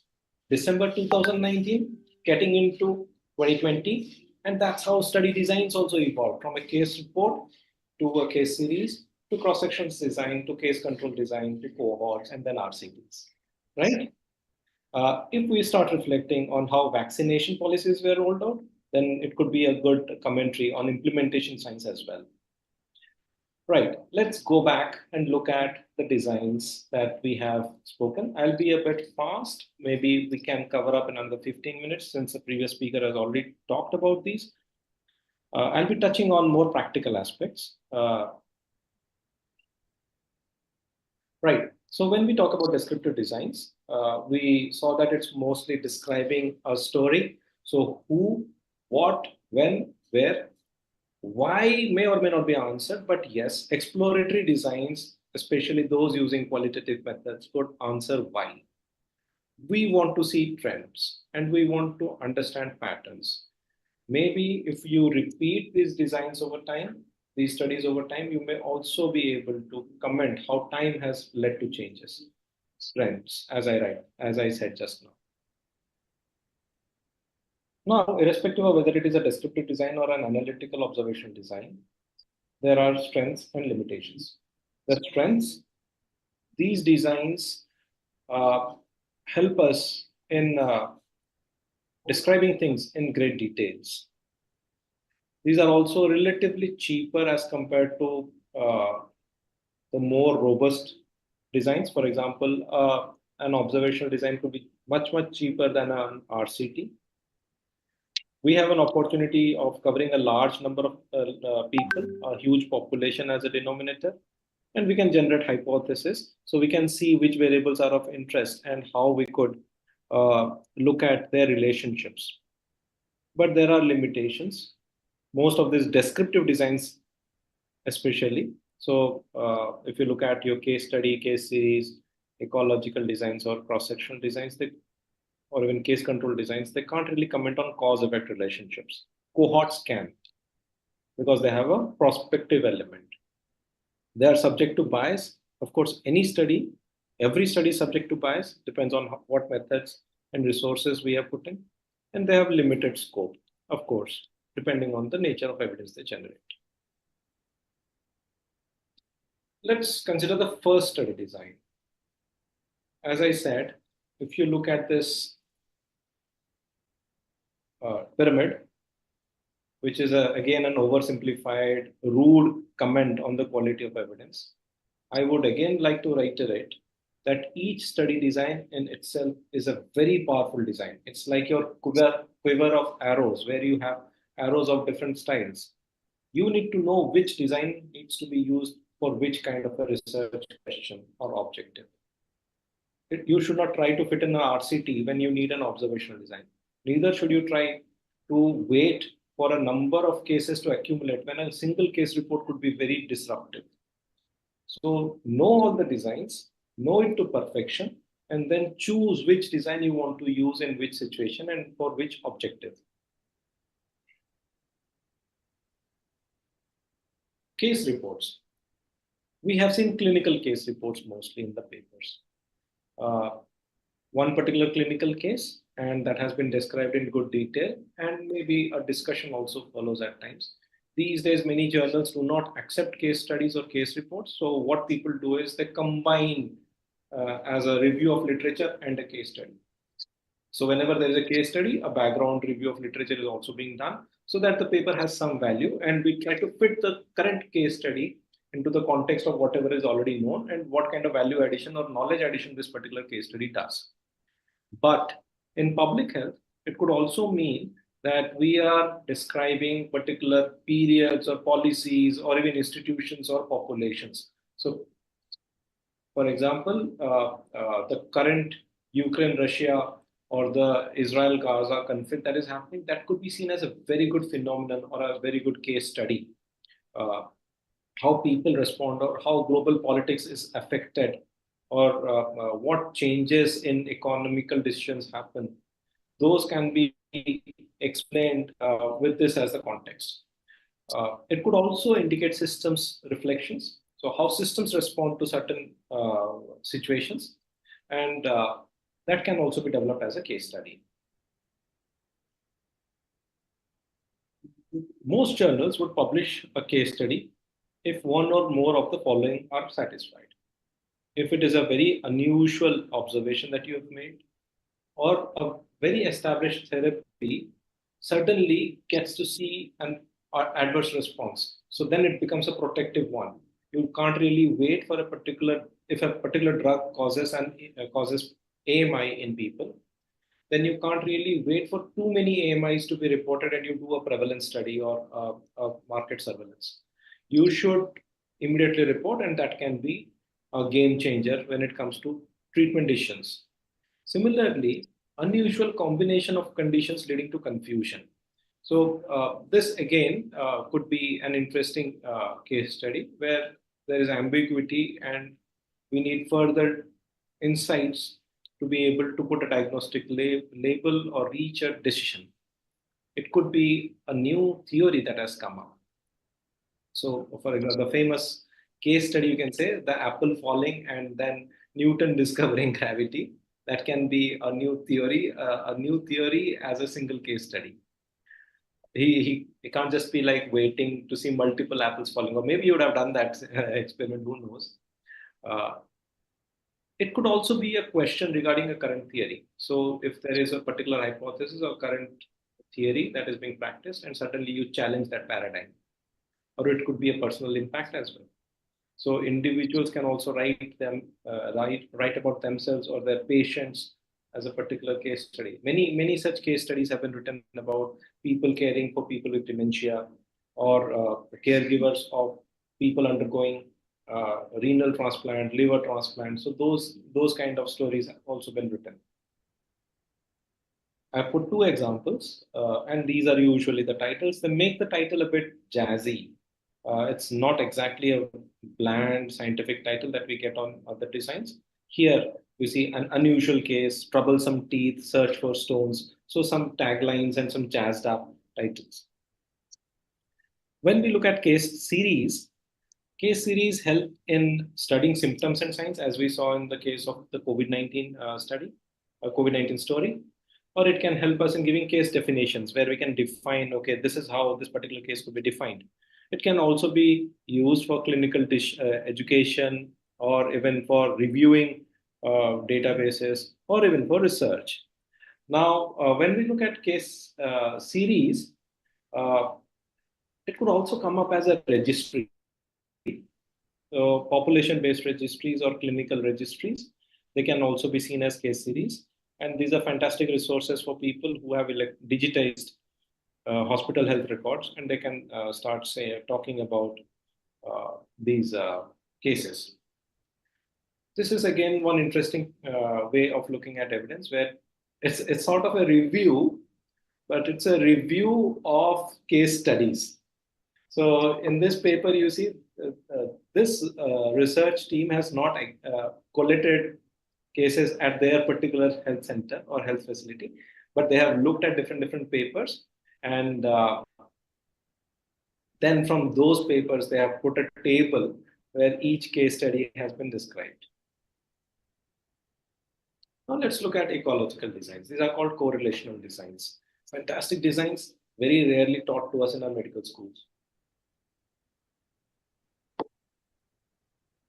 Ecological designs, they reflect on the population as a whole. For example, suppose I was to say that if the per capita income of Indians could go up by 1,000 rupees a month, what percentage of us would be obese, or what percentage of us would develop hypertension? Because these are again seen as affluence diseases of the affluent population. These kind of studies, or what if we increase the cost of cigarettes by 10%? What could be the impact on the prevalence of hypertension? If you have to compare these kind of broad level variables, or establish some relationship at the broader level, then ecological designs are fantastic. But ecological designs have a problem as well. Ecological designs many times struggle from ecological fallacies. Since the inference is at a population level, let us consider the second example. If you increase the cost of cigarettes by 10%, what would be the reduction in the hypertension, or what would happen to the prevalence of hypertension? Here, the basic assumption is that people who are smoking, they would be affected. But what about people who are not smoking? They also have secular trends in hypertension. They are also considered somewhere within this entire comparison. So these are not very specific estimates, but very useful for policy making and looking at impact of policies and programs at a scale, at population level. Moving up further in this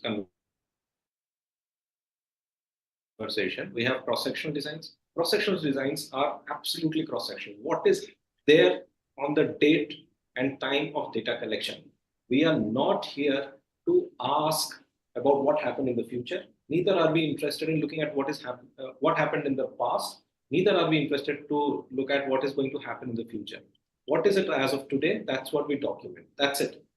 Many times you'll find that even if there are surveys, and common designs are, common studies that we have is, let us say, the national census. That's a cross-sectional design. Or many times we say National Family Household Survey, NFHS, health survey. So those surveys, even if the names are surveys, they have some flavors of being analytical. You will find that the NFHS tables are just number percentages. They do not provide p-values or cross-compare across variables. If they do, they could be analytical designs. But what they do at times is they include variables like, have you ever used a contraceptive? Have you ever smoked? So when you start asking them questions and asking people to recall, reflect, then there is an element of temporality and time trends show up.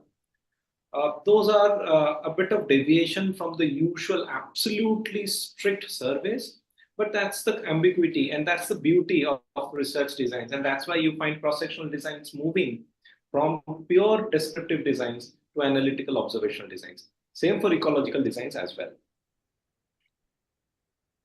Cross-sectional designs, they measure prevalence. And of course, it's very difficult. It's impossible to comment on what was a cause and what was an effect. But there are advantages. Cross-sectional designs are considered as cheap and quick studies. Cheap means in terms of resources. The data is easily available from records, and it's good for generating new hypotheses which can be tested in analytical designs. So the disadvantage is, again, we can't really comment on cause and effect. And we already talked about these survey designs, these common popular demographic health surveys. Now let's look at the case control design. In case we are gradually moving towards analytical designs. In the analytical observational designs, we have the case control where we take cases. So the outcomes have already happened, and that's the case group. We choose a control group where the outcome has not happened, but they are otherwise matched, comparable to the cases, but the disease is not in this particular group. And then we ask them certain questions, or we see what variables they have, and then we try to see what kind of associations these variables have, and we compute an odds ratio. The trick in case control study design is in selecting the cases and in selecting the controls. It's only that they should not have the disease. All other characteristics must match. And when we try to select the number of cases to number of controls, it's usually 1:1, but we can go till 1:3, 1:4, many times people say. That means for suppose we have 100 cases, we can go up to 400 controls, but don't go beyond that because it makes no sense after that. It loses its efficiency and it becomes an overall resource intensive design then. 1:1 is a fantastic design. If you reduce the number of controls, that means you have 100 cases and just 50 controls, then your study starts losing a bit of power.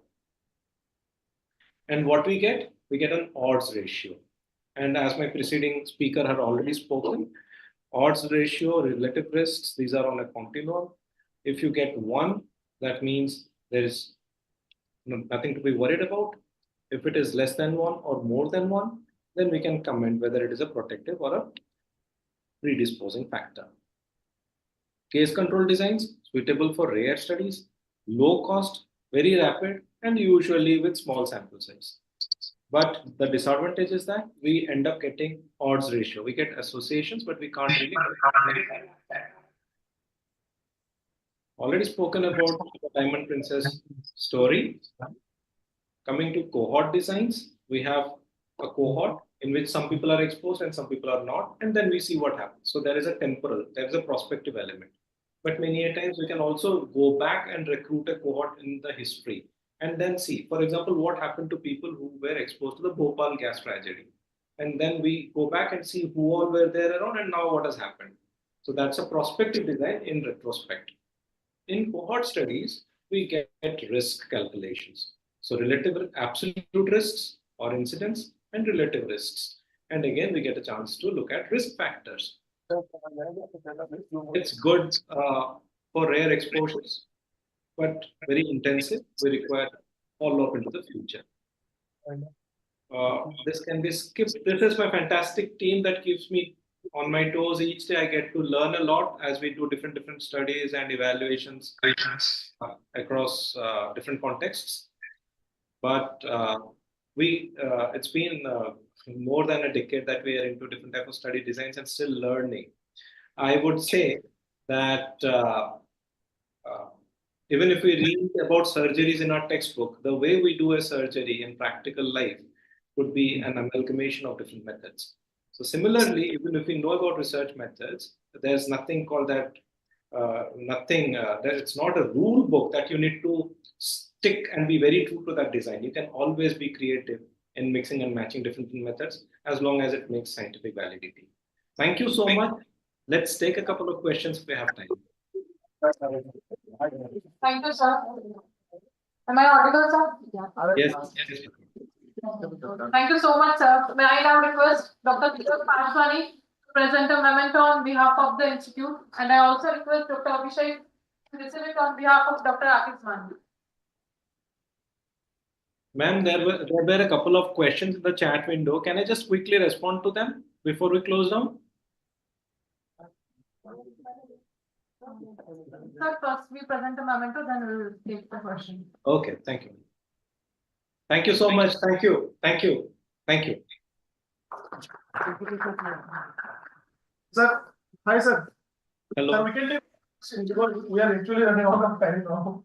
Okay, sure. So, you can choose from the chat box any question that you want to take. Yes, I'll respond to the chat box. Let's proceed to the next speaker. Thank you. Yeah. Thank you, sir. Okay, sir.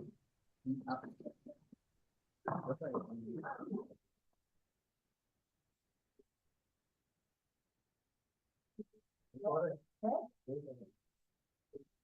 would like to invite our next speaker, Dr. Ankit Singh. Dr. Ankit holds MD in Community Medicine and Postgraduate Diploma Health Management and Administration.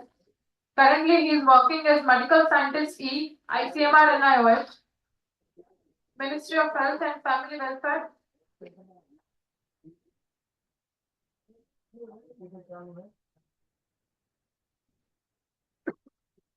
Dr. Ankit has received various awards and is principal investigator of many projects. Over to you, sir, Dr. Ankit Singh.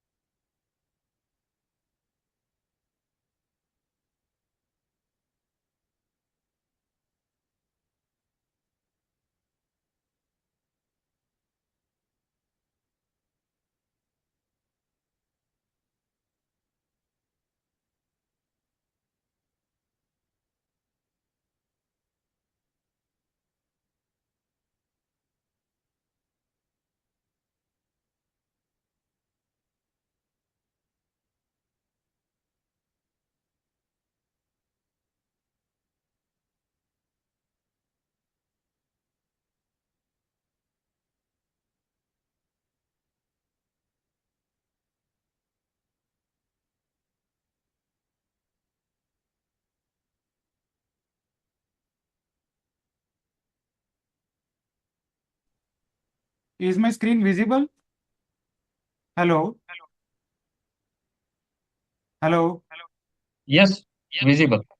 Yeah, so good afternoon, everybody. I'm Dr. Ankit Seth from ICMR NIOH, and I would like to first thank the organizer for conducting this national level CME, and I've been asked to present experimental and quasi-experimental design, which you might have learned from the previous speakers that it stands at the top of the hierarchy of evidence as it. So let us just begin with the setup, the backdrop of the RCTs, how it is different from the observational. In observational studies, the researchers does not assign any choices. Whatever happens, just we observe, and there is no manipulation of the independent variables over here.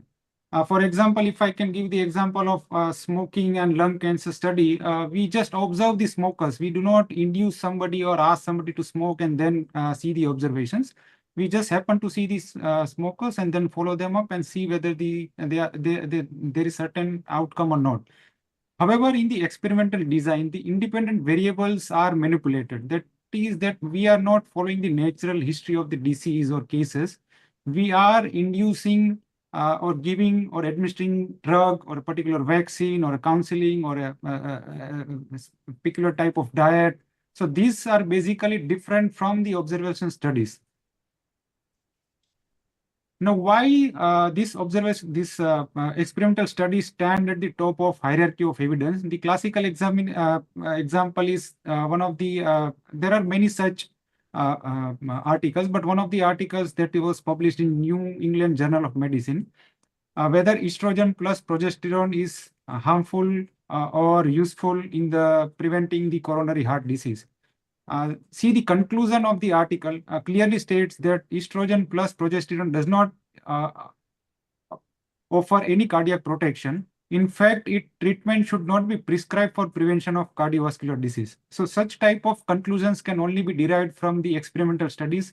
Observational studies are limited in a way that such type of conclusions by the virtue of their designs. So let us start with the types of experimental study design. The classical study designs, the classical experimental study designs, which are also the true experimental in its own sorts, are the randomized control trial. Remember the word randomization because we will use the terminology time and again for the description of this type of study design and which is the essence and heart of this type of study designs. The other type of study design which kind of resembles the experimental study design but are not actually the true study designs because there is no randomization involved are also known as quasi-experimental study designs. They are even better than observational, but they do not have the internal validity as good as the true experimental research. So let us start with the first one, which is the RCT, the randomized control trials. It's a very simple, you might have learned about the cohort studies or the prospective elements. It is similar to the design is similar to the prospective element of the cohorts.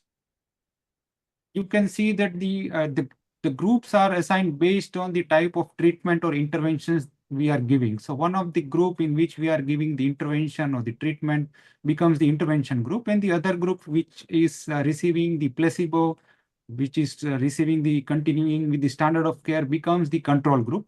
We follow up both these groups and finally we see the outcome, analyze the outcome. This is the true essence of the randomized control trial. Remember that the allocation of the participants, whether it belongs to the control group or the intervention group, is truly randomized in this, and hence it is known as randomized control trial. So let us talk briefly about the randomizations. What is randomization and what are the different mechanisms of randomization and how do we do randomization in RCT? So randomization is purely just assignment the participants to one of the either groups in this RCT based on entirely by chance, and we do not, the assigner or the outcome assessor or the administrator does not have any role in actually deciding whom we should give the treatment or whom we should give the placebo. So this essence is entirely giving the equal chance of both entire participant pool, whether he should belong to the treatment group or whether he should belong to the control group, is known as the randomization. So basically, there are few steps in randomization. The first one is sequence generation. So let us, I will give just an hypothetical examination of say there are 100 participants whom we want to give both the treatment and control. So there are 50 participants should belong to the treatment group and 50 participants should belong to the control group. Now, how do we decide the sequencing? If we whether we should take the odd numbers like 1, 3, 5, 7 for the treatment and 2, 4, 6, 8 to the control group, or there should be any other sequence mechanism. So the sequencing of the participant, each participant comes to us and then we decide whether we give treatment group or control group. The sequencing generation of sequence is known as the random sequence generation, which is essentially the first step in the randomization process. The second one is allocation concealment. This is again very, very important because as an administrator of the drug, if I am aware that the participant number 4 will be belonging to the control group, but somehow I feel the participant has a very severe disease and I don't want him to get the placebo, but I want him to get the actual treatment, then I would not take him as a number 4. I would keep him aside and take the next participant and give him the placebo and take this participant as number 5, and then I would give him the treatment. So this allocation concealment is very important. We'll discuss this again in the later slides. And finally, the execution or the implementation of the strategy that we had written up in the protocol of the RCT. So sequence generation. How can we do the sequence generation? There are different types of sequence generation. The simplest is known as the simple sequence generation, as the name suggests. We just go to the computer and just go to some software which generates random numbers for us. And this is the most basic type of sequence generation. The other one is blocked type of sequence generation, in which we take the pool of participants, say for example 10 participants, and we create 2 blocks, like 5 participants would get the treatment and the 5 participants would get the control. Again, the pool of next 10 participants will give 5 and 5, 5 and 5. So this is kind of blocked sequence generation. The third type of sequence generation is stratified, in which we essentially stratified the entire pool of participants into either based on the age groups or sex, like male and female. And then in this stratified group, again, we try to create the treatment and the control group through the random sequence generation. The last one is minimization, which essentially the essence of minimization is that certain basic characteristics should be equally distributed. So if we are having a characteristic X in the treatment group and we are having 15 or 20 such participants in treatment group, we should make sure that the characteristic X is also there in the control group, like 15 to 20, whatever is the number, and we try to balance the background characteristics in both this group. The second thing that I talked about was allocation concealment. Again, it is the truly the heart of the RCTs, because if concealment is not properly maintained, then there are lots of biases, performance bias and the outcome bias. So there are essentially 2 ways of ensuring which is very rarely followed actually. So what do we do? That as the administrator of the drug, I call some central agency. I place a call that okay, and the patient has arrived, and should I give the treatment or the placebo? And the central agency just replies me on call that this is they have their own sequencing, and then they say that this is the patient XYZ patient, and you give them the treatment or the assignment or the group, the treatment part or the control part. So as an administrator of the drug, I do not have any control whether the participant that I'm facing should receive the treatment or the control. Second one is sequentially numbered, opaque, and sealed envelopes. So again, the hypothetical scene that I mentioned a few minutes back, in which I don't want the patient number 4 to get control, but I want patient number 4 to get the treatment. So I keep him aside and let him come after few of the patients, does not hold true if we are following the sequentially numbered opaque seal envelopes. Now, what happens that I'm presented with the envelopes which are received well in advance, and they are opened only after I write the name of the participant on it. So after writing the name, I cannot go back. Whether it is treatment or control in that particular envelope, I have to follow, because I already assigned it to one of the participant and written the name of the participant. So these 2 are the main principal methods by which we can take care of this allocation concealment. There are few other biases which cannot be taken care of by the randomization. So essentially, randomization ensures there's the background characteristics, the confounders are equally distributed, as well as the selection bias of which patient received which treatment or control are controlled by this randomization process. But there are certain other types of biases which are beyond this. And for that, we have to follow certain type of masking or what we call commonly as blinding.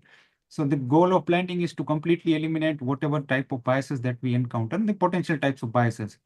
So there are three types of blinding. The first one is single blinding, in which only the participants are not aware of which treatment they are receiving, whether they are getting the real tablet or this is just the placebo tablet. Then the second type of blinding is double blind, in which neither the participants or the investigator who is actually assessing the patient are aware of the treatment assigned on the day of the study. And finally, the triple blind. Ideally, we mostly follow the double blind, but there are certain cases where triple blinding is followed. And triple blinding is a term when the administrator of the drug, the investigator, the participant, as well as the persons who are going to analyze the data or who are going to see the outcome of the patients. For example, if we are giving aspirin for CHD and if we are investigating CHD by 2D echo, even the person who is doing the 2D echo does not know whether the patient has taken aspirin or not. So triple blind, everybody is blind. Nobody knows what is going on. So let us just revise the steps in conducting the RCTs. First of all, we have to prepare a study protocol in which we have to mention the research questions and the objectives, the inclusion and exclusion criteria, the entire study design and the methodology, the sample size, the power and the groups that has to be included. In the next step, we have to define the study population. What is our study population, whether these are, and what is our target population actually? So whether these are some of the cases of an infectious disease or cancer, or whether we are going to take the study population from the hospital or from the community. So we have to define the study population. And then after defining the study population, after calculating the sample size, the next stage is we select the participant, we recruit the participants. The recruitment of participants, again, based on certain inclusion and exclusion criteria, we have to screen them for the eligibility and we have to obtain their written consent, and finally we have to enroll them in these RCTs. The next step is randomization of participants. So we have already gone through the randomization of participants. We have to create the random allocation sequence. I'm just summarizing what I already said before. We have to generate the sequence. We have to assign participants to either intervention or control groups. And finally, we have to do the allocation concealment. After the randomization, we start the intervention. So we give the treatment or the vaccine or the diet or whatever intervention we have to the treatment group, and the other group either receives the placebo or the group receives the standard of care, the prevalent standard of care that is already been in place. And then the most important thing is we have to monitor the adherence to the treatment as well as the placebo group, and we have to also see the compliance, because in RCTs, mostly there will be a higher loss to follow up or higher attrition as compared to other studies, because sometimes the participants may not feel comfortable with the drugs they are receiving. They may encounter certain sets of side effects and they just opt to drop out from the study. So we have to monitor the adherence and compliance of these participants to the intervention. And finally, we have to see the follow-up and analysis. Now, there are two mechanisms to follow up and analyze the outcome in both these groups. One of them is known as intent to treat, in which we analyze all the participants according to the allocation group, even if they are dropping out of the study. And the second one is the per protocol group, in which we analyze the participants as though all of them have actually completed the study, even if some of them have actually dropped out from the study. So I'll try to explain both of them because both of them have their own pros and cons, and analysis. The outcome analysis is the principal part where we report whether the treatment is effective or not. So this is a small flowchart to understand. We are randomizing the group into intervention and control. As you can see, the intervention group, some of them, the green box, are receiving the treatment, and the pink box, who are labeled as did not get the treatment, are actually those who have not completed the study and they have dropped out somewhere in between. Similarly, in control group, there are green box which are receiving the treatment till the end of the study, and again pink box which dropped out of the study in between.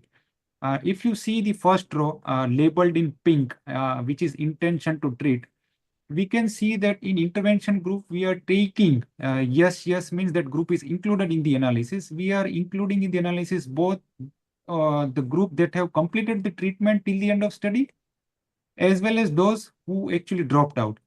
And in control group, we are not including in the analysis even those who have dropped out. But if we look at the second row, the blue row, which is labeled as per protocol, we can see that we are only included in the final analysis those who have got the treatment till the end of the study, and we are actually dropping those who are not receiving the treatment.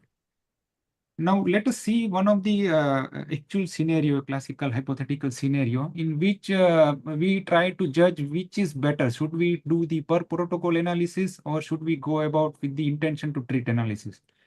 Now, consider a scenario in which there is a new antibody, and we want to see the effect of this new antibody on cardiovascular mortality with 500 patients. And we hypothesize that this new antibody is similar to placebo and it does not offer any decrease in the CVS mortality. So when we try to randomize, see the antibodies 500 patients and the placebo 500 patients, we see that in the antibody group, 100 are non-adherent. That means that they are not taking antibodies, or they are just not compliant, or they just dropped out the study. And in placebo group, only 25 of them are non-adherent.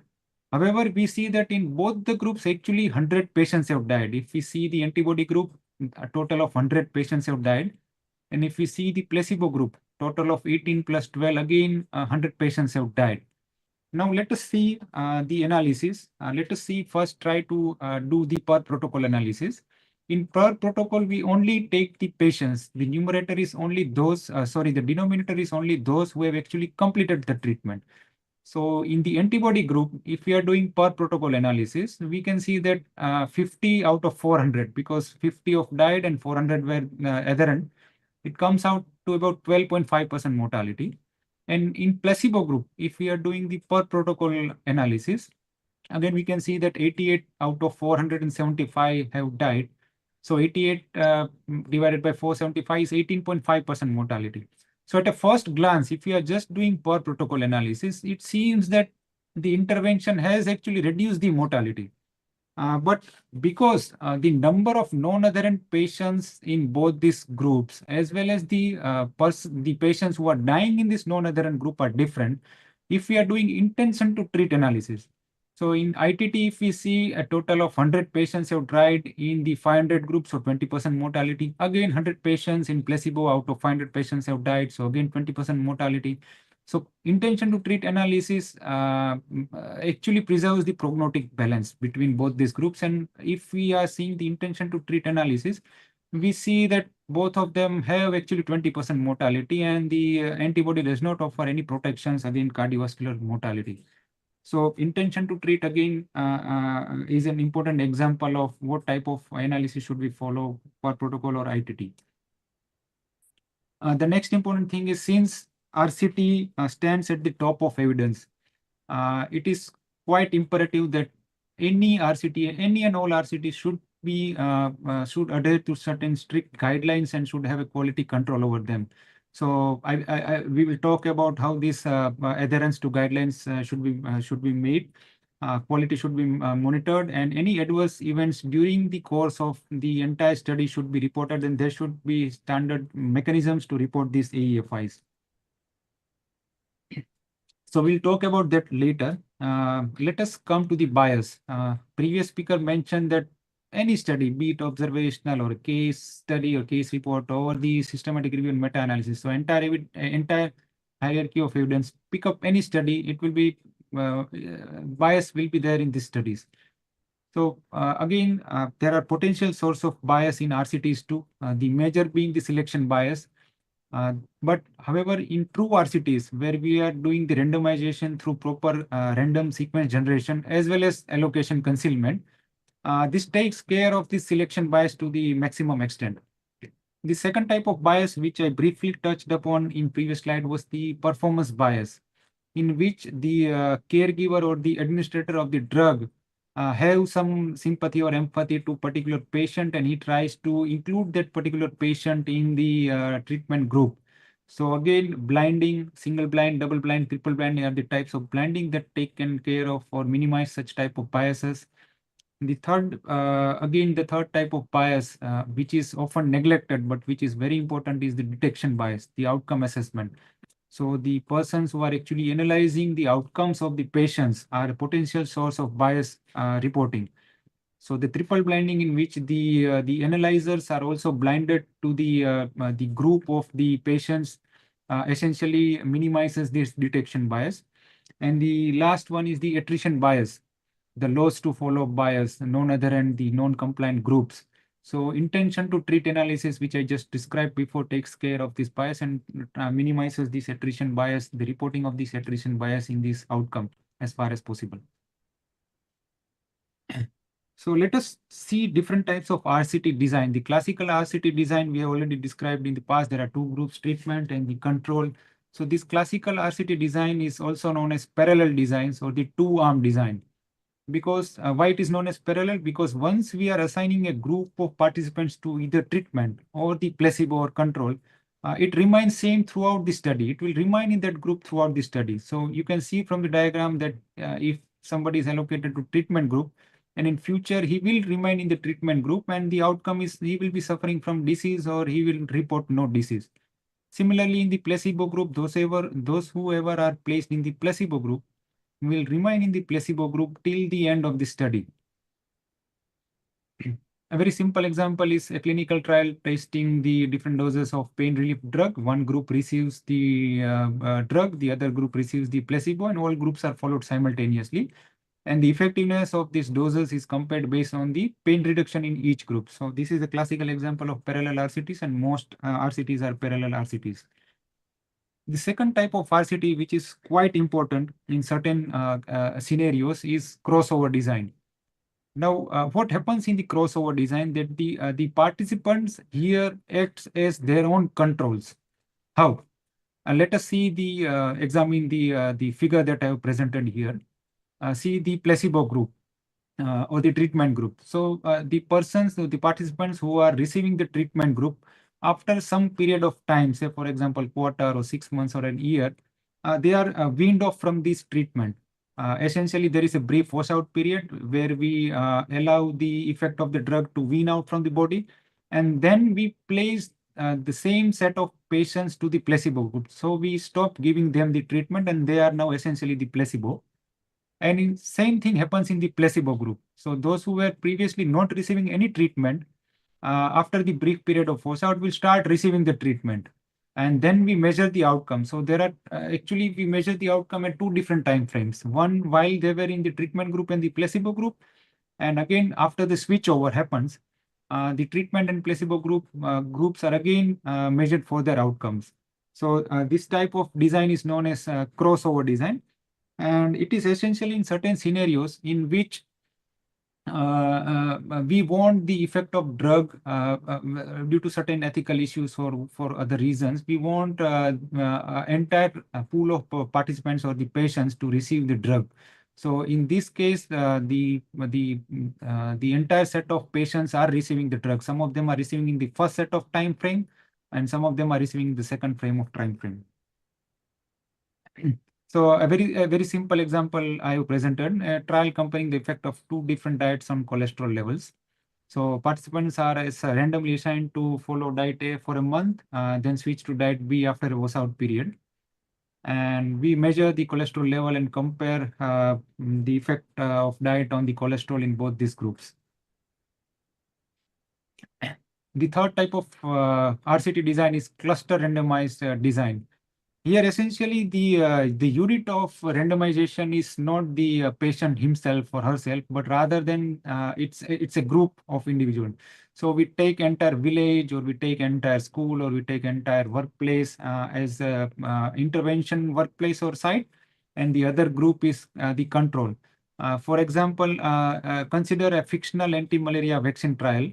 So population is the cluster of participants living in different villages that meet the study inclusion criteria. Then we randomize these clusters. We randomize these villages say for example 40 or 50 villages, and we randomly put some villages in the intervention group which receives the vaccine, and we put some villages in the control group which does not receive, which receive the standard care. And then we follow them up and we see the outcome, and then the outcome is analyzed based on this cluster of data. So this is the cluster randomized design. Again, a very simple example, we have to test the effectiveness of a hand hygiene program in reducing infections in hospital. So we randomly assign different hospitals to implement a new hand hygiene program, and then we measure the infection rate across these hospitals. So this is all about the different types of RCTs. Obviously, I don't need to emphasize much on the advantages and disadvantages of RCTs. The advantages being it is the best evidence generation mechanisms any study could provide. It eliminates selection bias. It eliminates the different types of loss to follow bias.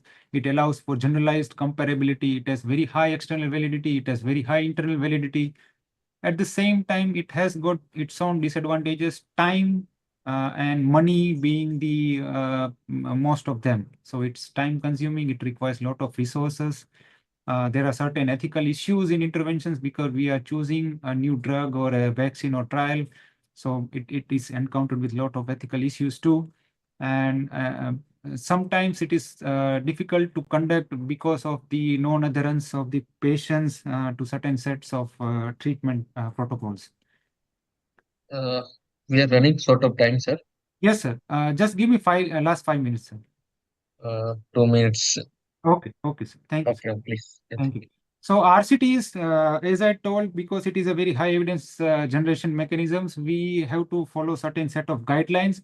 And fortunately, we have consolidated standards of reporting trials known as consort statement. And any researcher who wants to conduct an RCT should adhere to this consort statement. This is the diagram of the consort statement. The researchers should ideally present this, the flow chart in the manuscript or the final publication. How he has actually, how many participants were included in the intervention control, how the losses to follow up. This is the standard consort 2010 statement checklist.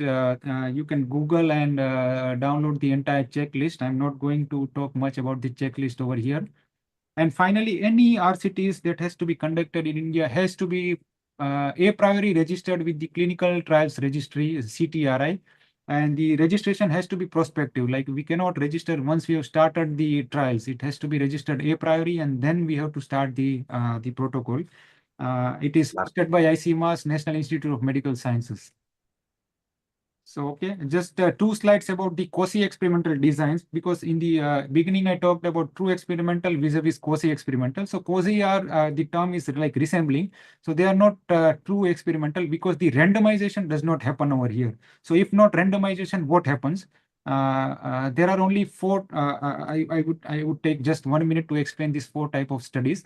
One is non-randomized control group design, which is essentially similar to RCTs, but the patients are not allocated in a random fashion. They are allocated in purposive fashion.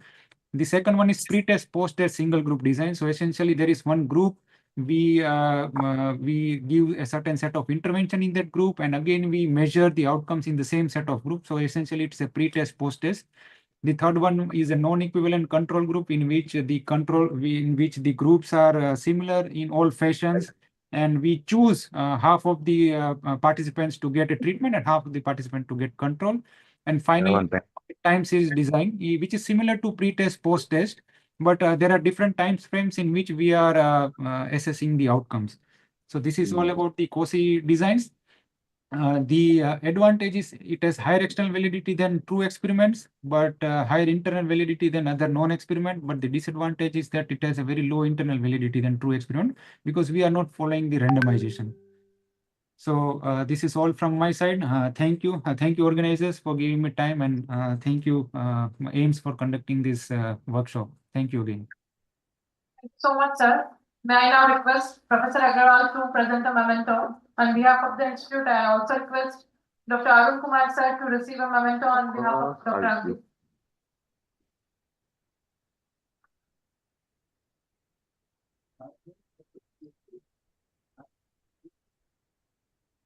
Abhi.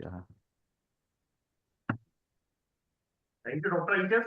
આવે છે મારામાં શું ગયું તમે Dispatching. Thank you very much.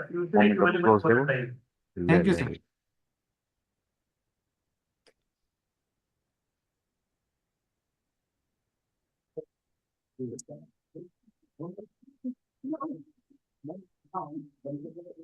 Bhumika, tell the audience to join tomorrow sharply at 1:55. For tomorrow's session, I request all to join for tomorrow's session sharply at 2:50 to 55. Maybe not to 1:55. Sorry, 1:50.